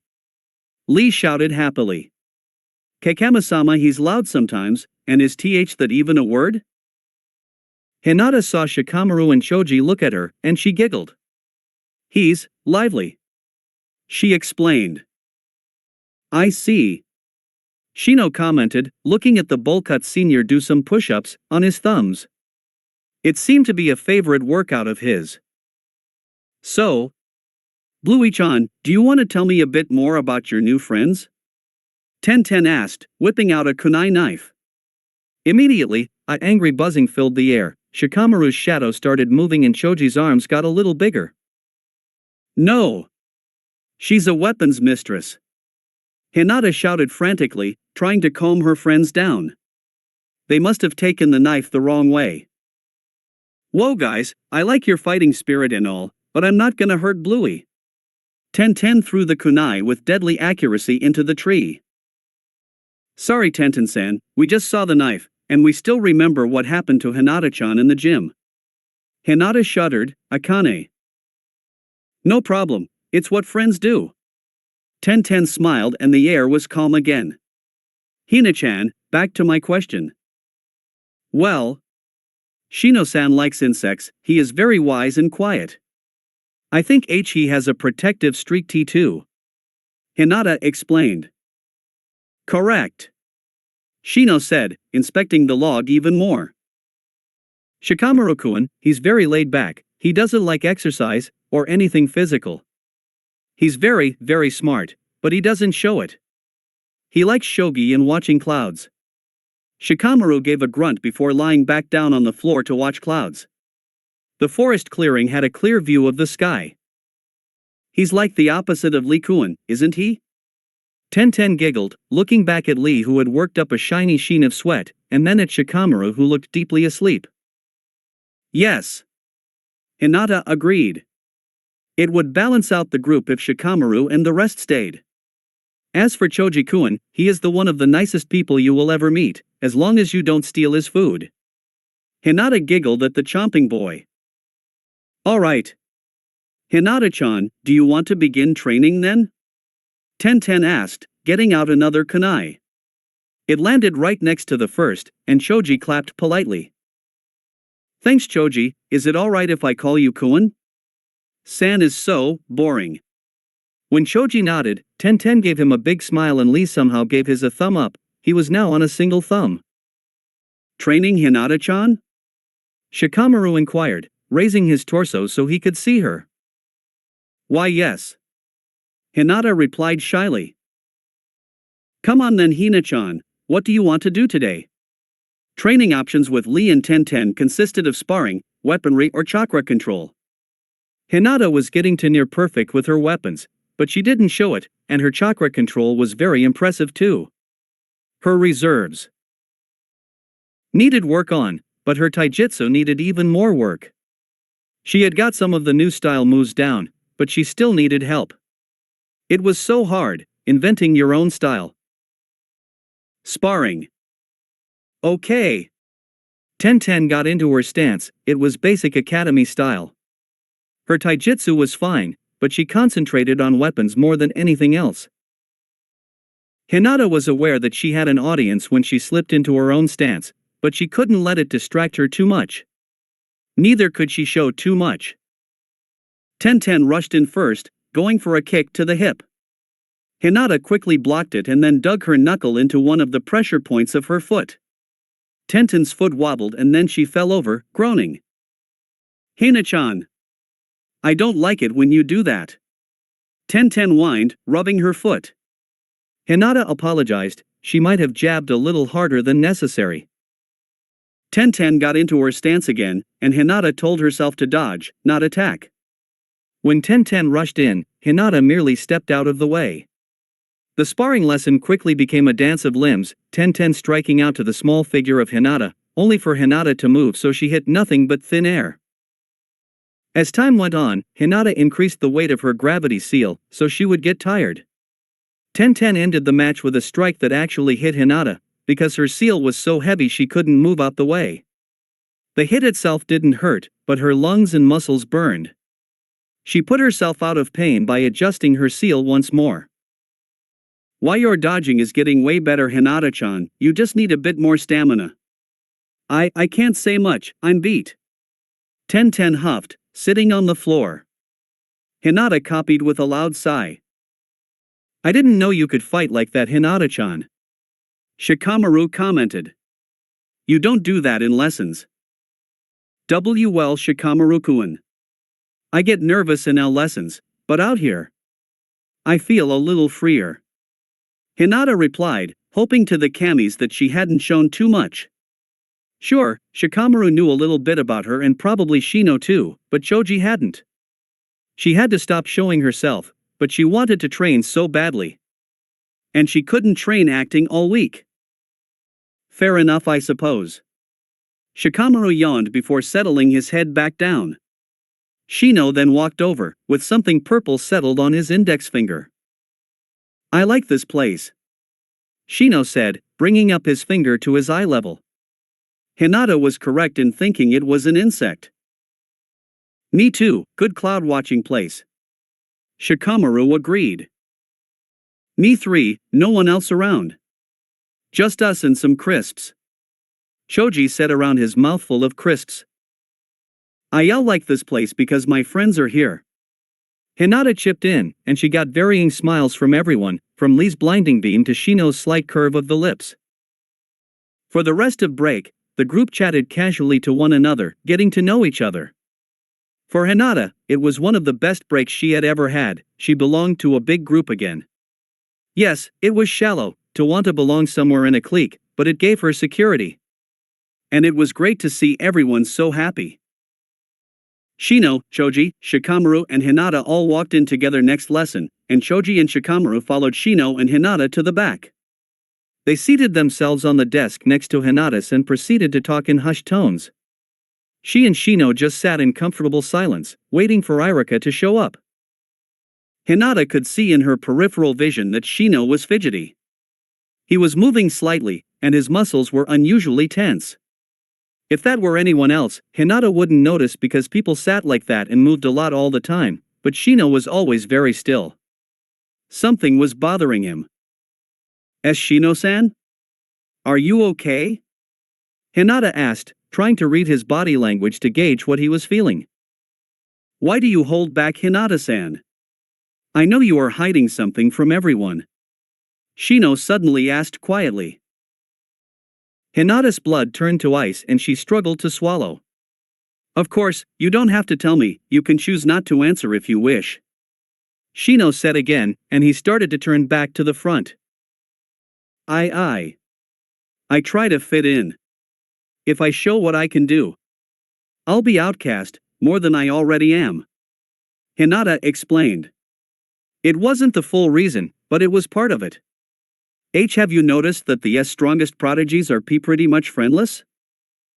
I understand, but you don't have to guard yourself around your friends. Shino coughed a little. Like I do. Okay, Shino-kun-san. She felt embarrassed, she got the suffix wrong, but he considered her a friend, didn't he? Call me as you like, we are friends. The word friends rolled off Shino's tongue in an unfamiliar way. Irika walked in and claimed attention, effectively ending the conversation, much to Hinata's relief. The lesson was on English, reading, and writing skills. Hinata had made sure Naruto could read and write a little, so he wasn't struggling in school. Still, he was a little loud throughout the lesson. At the end, everyone packed up, and Irika announced it was a half day today, they could all go home. Everyone cheered, apart from Shino, and packed up their things in a hurry.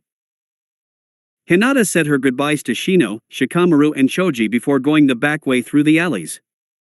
She heard footsteps behind her and turned round. It was Akane's friend. Hinata tensed up, but continued walking. Little did she know, the true danger was ahead. Walking a little faster, she concentrated on Akane's friend's aura until she could barely feel it. But that meant she stumbled right into another's aura. The real thing. Akane. How's academy life, Hinata-chan? Akane greeted smoothly, producing a kunai from her pocket. How's life without me? Akane sneered at her. Has it been easy? Your whole life has been easy, because you are a part of that wretched clan. If it weren't for your eyes, you would be the weakest, most stuck-up bunch of clowns ever. Hinata narrowed her eyes, her mother, she had been part of the clan. The rest she couldn't give a fig about, but her mother. You know what? I hate kids like you. It makes my job easier though, knowing I took out a little snob as well as completing my mission. Akane smirked and fiddled with the kunai. Mission? Hinata stuttered, trying to see what she meant. Why would they want her eyes? The cloud. They just wouldn't give up. But you are Konoha, you don't come from Cloud. Hinata said, and Akane looked surprised for a moment. So you're not as stupid as I thought you were. She gained her cocky expression again. Wrong though. I do come from Cloud. Akane giggled, an insane light coming into her eyes. My first mission? Assassinate the weakest Byakugan user and take their eyes. Suddenly, Akane dashed forward, kunai in line with her heart. Hinata gained her senses and dodged sideways. She didn't know there had been someone standing behind her. Metal met flesh, and crimson blood spurted from the wounds. Wounds, because Akane wasn't the only one holding a kunai. Akane's friend was the one behind her. Akane's best friend was the one with her kunai stuck into Akane's stomach. Rika-chan? W.I. Akane coughed as blood poured from her wound. Suddenly, her stomach wasn't the only thing dyed red. Her black eyes had transformed into bright red orbs. The Sharingan. I saved you from why yourself. Akane, don't hurt her, as she hasn't done anything. Akane. A shocked gargle and Rika fell to the floor, dead from the kunai in her heart that had been placed there by her best friend. Rika! Akane screamed, holding her hand to the kunai still embedded in her stomach. New tears slid down the agonized face of Akane, from pain, guilt, and grief. Rika ah! Akane screwed her eyes shut, and when they opened, a different pattern decorated her red eyes. One of legend. One Hinata wasn't even sure existed. Something she had heard being whispered around the Hyuga house. The glassy, tear-filled eyes of the Manjikyu Sharingan met hers. Suddenly, the world swirled around her, and everything turned crimson. Hinata blacked out for a second. When she awoke, she was tied to a crucifix, Akane staring at her with hatred in her patterned scarlet eyes. Fear of the unknown coursed through Hinata's body. Yes, it was an illusion, the real world didn't go on forever and ever in crimson smoke and hateful eyes. But she didn't even feel like she was on the real planet, as much as the scared bluehead told herself so. Ink-black chains constricted painfully across Hinata's small body, squeezing her frame to the crucifix even further. How she wished she could melt into the blackwood right now. But it wasn't the crucifix, the chains, or even the landscape that Hinata was frightened about right now. It was the face of the illusionist herself that sparked the flame of fear in Hinata's heart. Akane was the only thing that wasn't in black and red. Her purple hair flew around her like the wind was whipping through it, but not even a breeze could be felt on Hinata's skin. A breeze would have comforted her in a small way, it might have reminded Hinata that she was still on the real earth. Akane's skin was pale, ever more so because the red background highlighted her skin. But, it wasn't the delicate white of a porcelain doll, it was more like the icy white of a spectral ghost. Akane's eyes were sunken slightly, like she hadn't slept in days. But the eyes themselves flashed and glinted with dangerous life and power. Power that she was at the mercy of. The power of the Manjikyu Sharingan. You killed her. Akane stated dully, but her body contrasted to her voice. Her body was rigid, knuckles frighteningly white, jaw clenched hard and eyes narrowed dangerously. It gave away all her emotions, but that didn't matter. Akane was in control right now, she could show her weaknesses and not be in danger. There was nothing Hinata could do to exploit them. Suddenly, black needles formed and loomed directly over each of Hinata's pressure points. Before the blue head could prepare herself, the needles struck simultaneously. Her world exploded in pain, and then there was nothing. Not for long though. Hinata found herself tied to the crucifix once more, with the memory of just dying. She had to be honest, dying hadn't been that bad at all. Yes, there had been pain. But it was only for a moment. What she was scared of was the fact that she was alive and breathing right now. She had a feeling this was the illusion's punishment. Die, live, and die again. Over and over, until the victim went insane with pain. And it did happen like that. Akane would repeat, over and over, you killed her, and then Hinata would die. Some ways were more painful than others, but she always died. And then she came back for another round.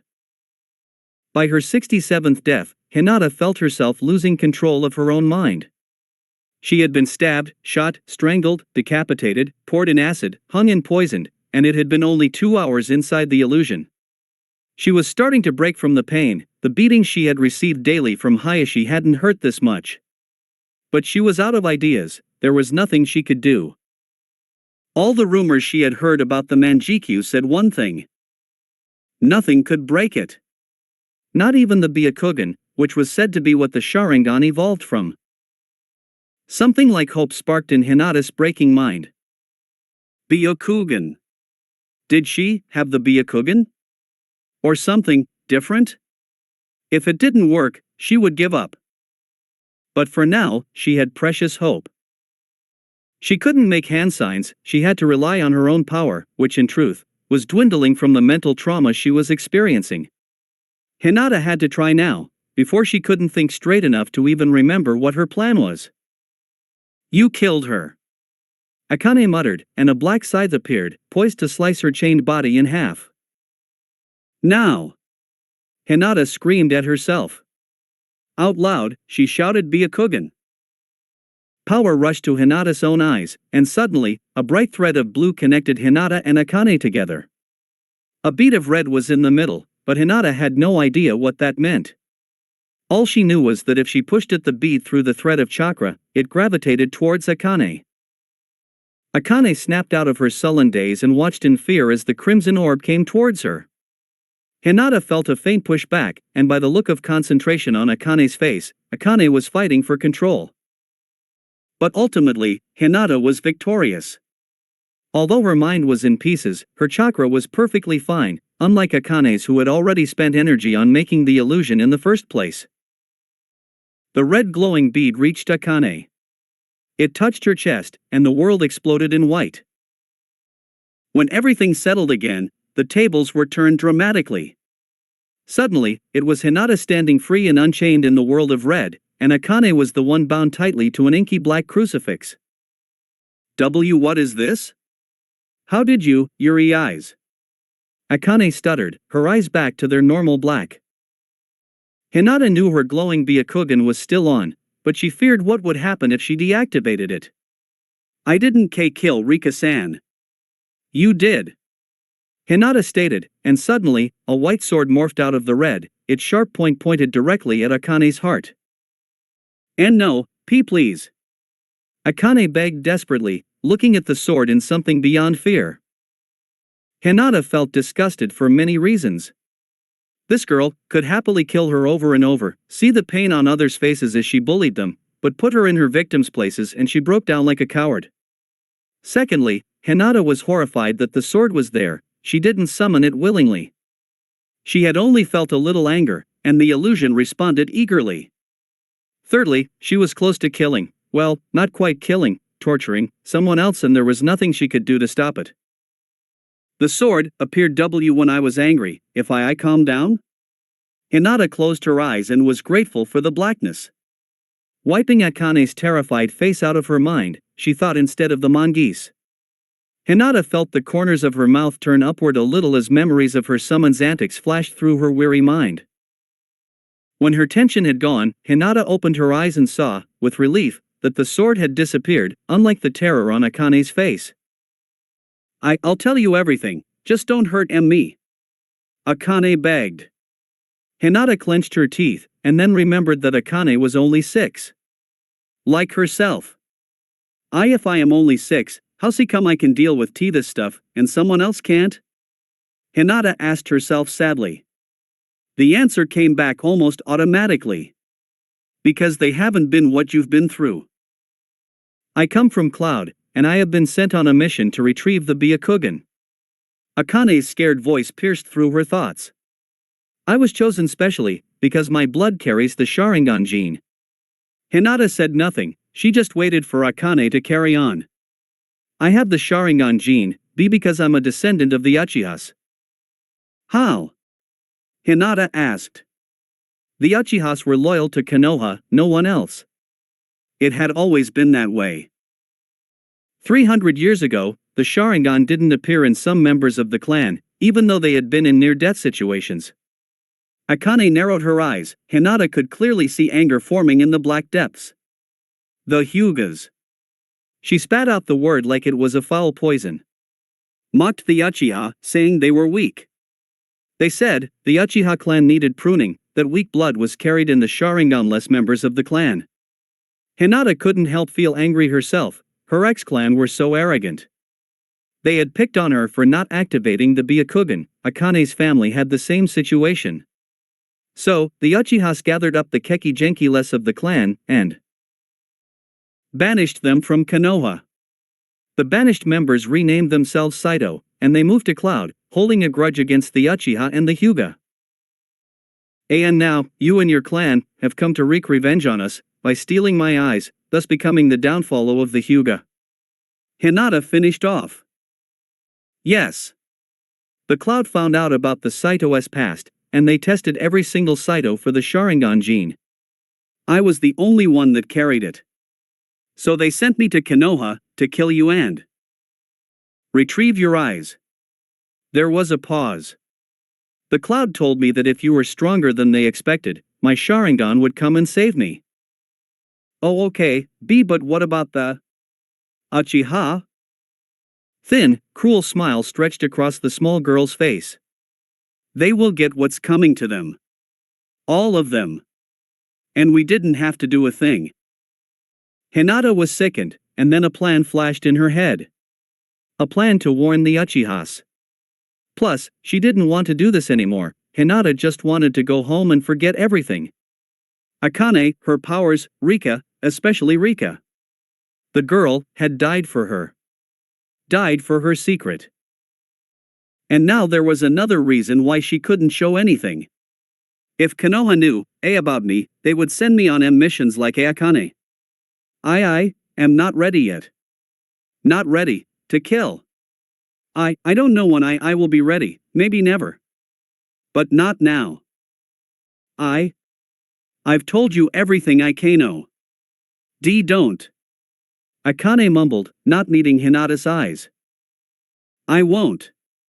Hinata said, seeing Akane relax. But I want to get out here. Hinata searched her own mind for an answer, but she was still badly shaken from being the victim of the illusion. It was amazing that she wasn't an unseeing lump on the floor from the trauma she had been through. There was only thing she thought might work. Slowly, Hinata let the chakra flow from her eyes, and her Byakugan deactivated. The crimson world around her started to swirl, and Hinata blacked out again. The scent of copper filled her nose, and the sight of unmoving bodies drenched in blood was in her sight. Hinata felt the cold alley wall supporting her, which was good since she felt faint. The pain of chakra exhaustion set in, but Hinata couldn't give up just yet. Akane was still alive, but she was dying. Desperately, Hinata stumbled forward to the fallen body of Akane. Her muscles screamed as she fell to the floor beside Akane's bloody body.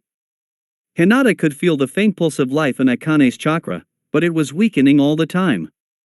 Arm like iron, Hinata raised her hand to Akane's body and prepared her chakra. But no energy rose up to the occasion. Hinata had nothing left to heal with. Why do I want to save her? As she took pleasure in her mission of trying to kill me. Why the trauma, combined with chakra exhaustion, made Hinata's mind give up. All went black for the blue Annette. XXX. Danzo. The date is set for tonight. The Uchiha will go down. Another faceless member of Root informed their leader. And Konoha will be safe. It is a heavy sacrifice, but pruning sick branches is essential to keep the whole plant healthy. The old, bandaged man shifted only his visible eye before asking something else. What about Suna? Suna. The member looked perplexed. Oh, Suna. The demon of Suna, am I right? You are trying my patience. Danzo stated, no emotion showing in his body language or his voice. He had a solid, impenetrable mask on, a mask that had been perfected through years of practice at Root. Apologies, Danzo-sama. The weapon of Suna will be taken care of. I have already fixed the raffle. Hinata Hyuga will be going to Suna. The man addressing Danzo hurried over his words a little. The more time you spent around Danzo, the more likely you are to annoy him. And annoying the boss meant disposal, another word for death. She will be doing Konoha a great deed. Without their secret weapon, Suna will be unable to attack anyone. And then, the wind will be Konoha's for the claiming. Danzo stated, unblinking. Sir, aren't we allied with Suna? Alliances mean nothing. A country has to rely on itself and itself alone. That fool. Danzo's mask cracked a little, his tone of voice had gone beyond monotone. Only a hint of anger leaked through, but a hint was enough to put the man talking to Danzo on edge. Sarutobi, he has grown weak with the fragile illusion of peace he thinks he had created. The day I am Hokage will be the day we are all truly safe. Taking the overwind with Root will make me one step closer to securing mine and Konoha's future. Yes, Leader-sama. The man had nothing more to report, so he excused himself in the common way of the Root. No emotion, no feeling, only power. We are the roots that keep Konoha strong. With a deep bow of respect, the man talking to Danzo hurried out of the room, leaving Danzo to his thoughts. This girl has a power that hasn't been seen in hundreds, maybe thousands, of years. If she completes this mission, her powers will be worthy for me to take. That bumbling fool Sarutobi wasn't vigilant enough in that hospital room. I saw everything, her ex-father, her seal, and her power. I sent her on this mission first, because she is the only one who I deem capable of killing the demon. It will be a good test for her. Who knows, if she is compliant enough, she might become Root. I cannot be too greedy for now, preparation for tonight must begin. And with that, the old, graying ninja rose from his seat and slowly walked out of the room to prepare for the massacre that would be his and Root's downfall. Triple X. Beep. Beep. Beep. Steady beeping sound pulsed through the air, and it matched Hinata's heartbeat. Shifting slightly, Hinata turned to the warmer part of the bed, content for a moment as her mind was blank. Only for a moment. Beep beep beep. Hinata shot out of bed, not even wincing as the heart monitor's stickers ripped off her. The silence in the white room was heavy as Hinata processed all her thoughts. But before she could truly collect herself, a figure walked in. The figure named Sarutobi looked decidedly worn. Although he was in his official red and white robes, they looked crumpled and only served to highlight the slight sickly color of the leader's skin. The Hokage also looked like he had gained a new set of wrinkles, along with an aura about him that screamed tired. Something was very wrong. Very wrong indeed. The first thing the Hokage did was produce an ink pot and brush. Without saying a word, the aged leader started to ink out a formula for a seal on the floor. Hinata did not recognize the seal at all, but she committed it to her memory, as much as she could of it. It was complicated, anyway. Sarutobi placed a veiny hand over the seal, and Hinata vaguely caught a pulse of chakra emanating from him. With a sickening crack of the knees, Konoha's Hokage rose from the floor. Hinata-chan. He sighed wearily, brown eyes devoid of their usual brightness. The entire world has a deep grudge against you, it seems. This time, if my seal is correct, you will be able to speak to me in full confidence. No one can see nor hear us, which is a relief. In a flash of motion, something rectangular appeared in Sarutobi's tan hand, whilst Hinata pondered over what the Hokage meant. A startling thought entered her mind. Did someone else see when Hayashi had been there? Hinata's attention switched to the object in the tired ruler's hand. It was a note of some sort, dyed in a sort of brown-red color. Hinata's nose caught a coppery smell, blood. It came from the note. Without a word, the Hokage laid the bloodstained note in front of Hinata. Hinata. You have killed my sister. One day, I will get you. I will get you like you got her. I swear upon the blood that I stained this note with, I will kill you. Kira Saito. Lump formed in Hinata's throat as she read and reread the death note. A death note that didn't only tell of death, it smelt of it too. It was something that would make anyone cringe, or shake in fear. She had failed too, failed Akane. Akane had died, because she had been too weak to save her.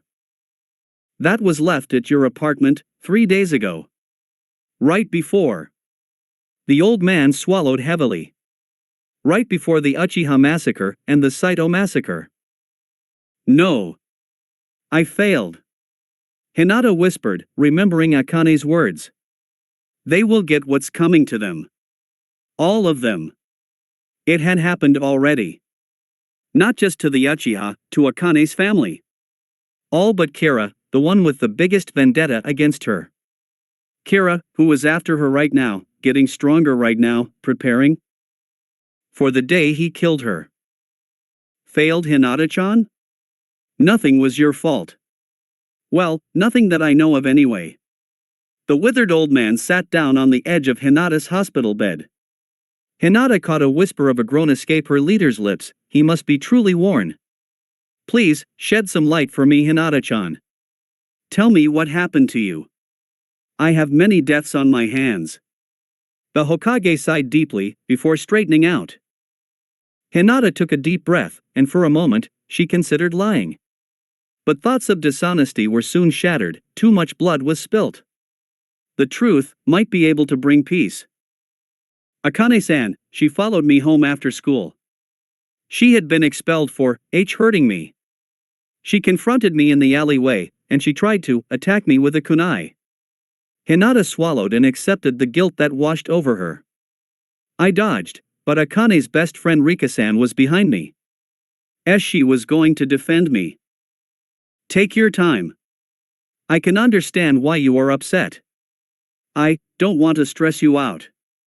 The Hokage said, but there seemed to be another meaning to his words. We certainly don't want you stressed, Hinata-chan. It seems your powers come into play when you are. We don't want another hospital room wrecked. Hinata didn't want to waste the old man's time. He seemed ready for a good night's sleep. What she didn't know was that Saratobi would be going back to paperwork, but the kind thought was still there. Akane-san stabbed Rika-san accidentally in the heart, an. Rika-san stabbed Akane-san in the stomach, accidentally. Here was where it became dangerous. Akane-san was near death. Her Sharingan activated.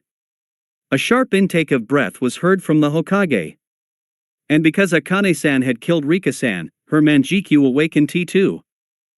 And no. I knew I shouldn't have let them back in, they still held grudges. The Hokage muttered to himself, looking down at his wrinkled hands. Swiftly, the man looked up, eyes full of wonder and fear. Hinata-chan, did she use the Manjikyu? Staggering silence overtook the room.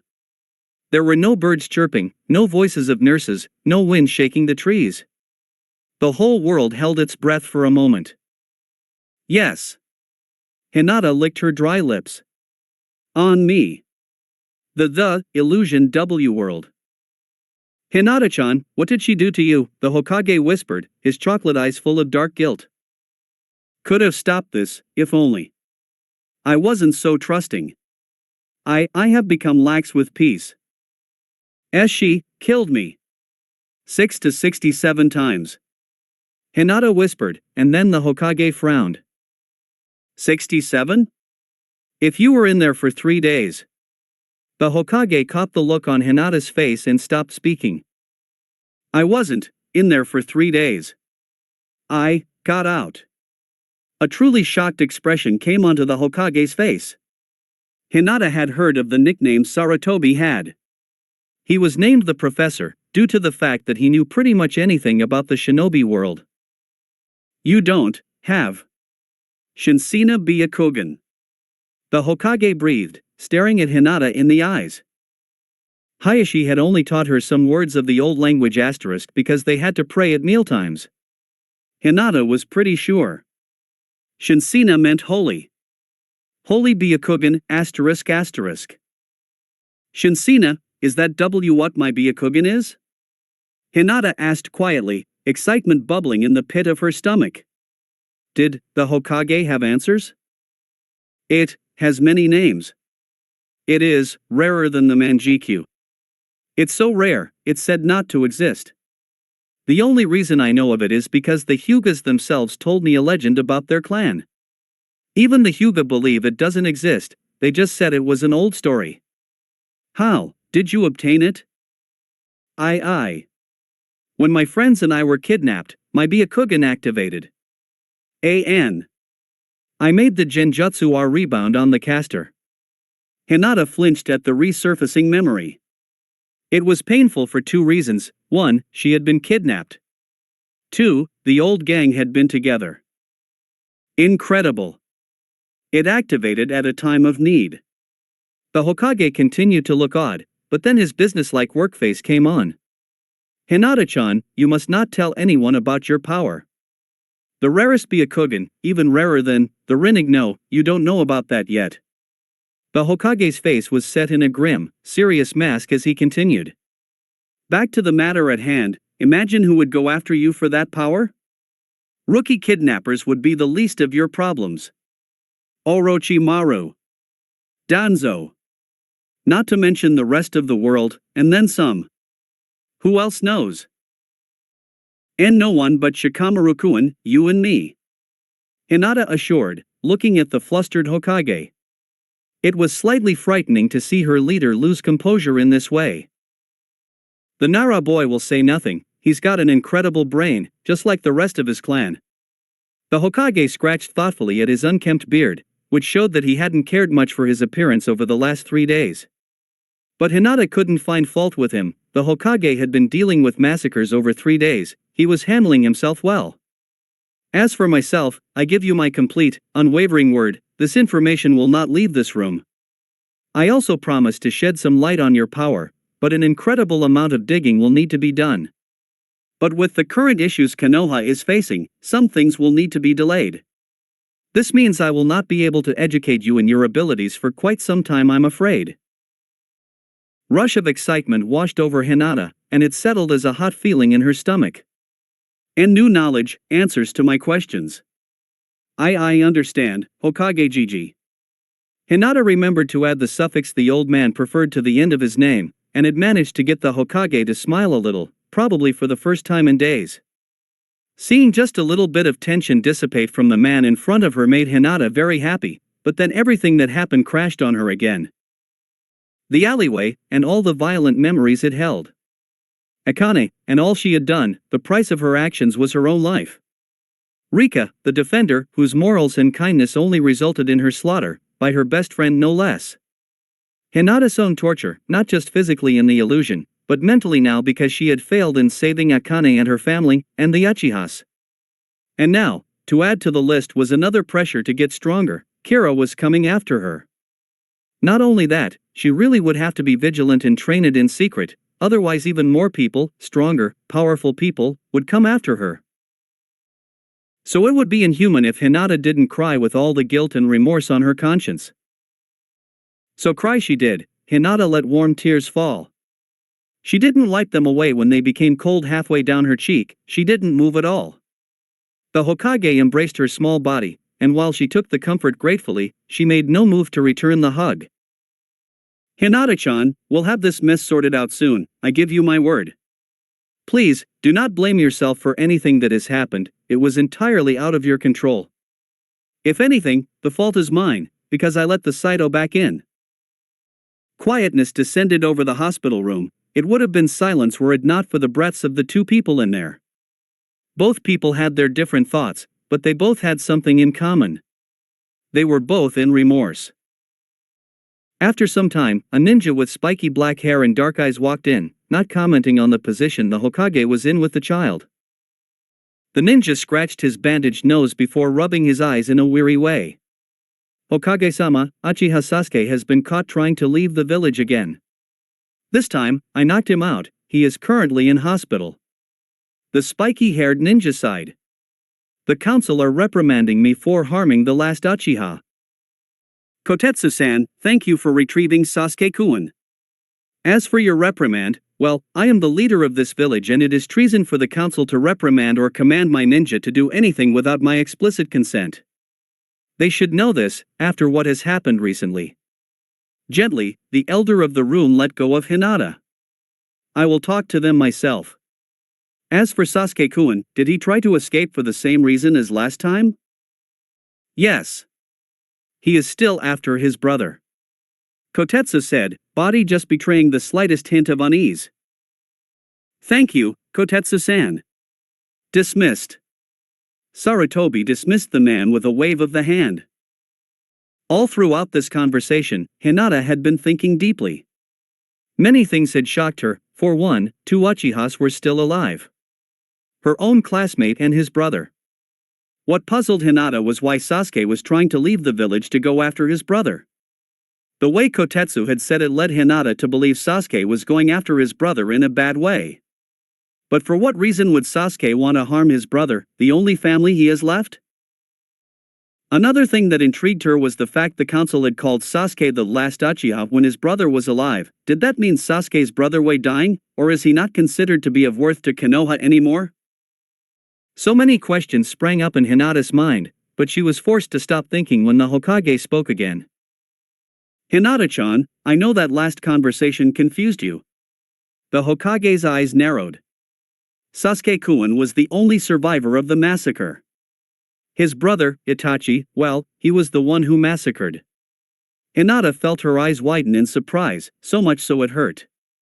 His own brother, killed his entire family, he must be going insane.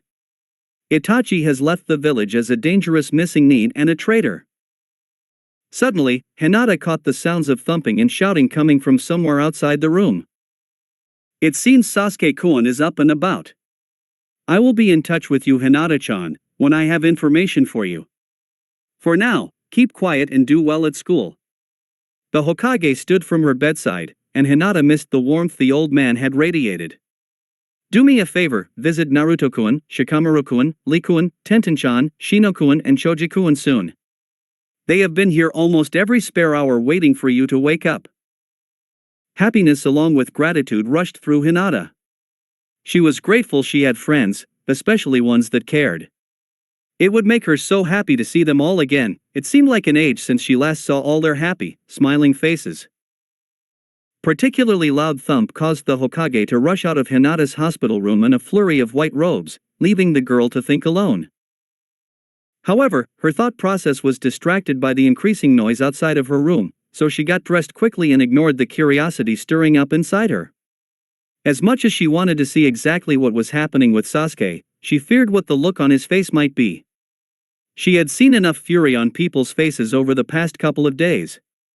For now, she wanted to see her friends and rest from the drama for a while. And rest she would get, but only for a year. The day the raffle to Suna takes place would be the day drama would resume in the Blue Annette's life once again. That's it for today.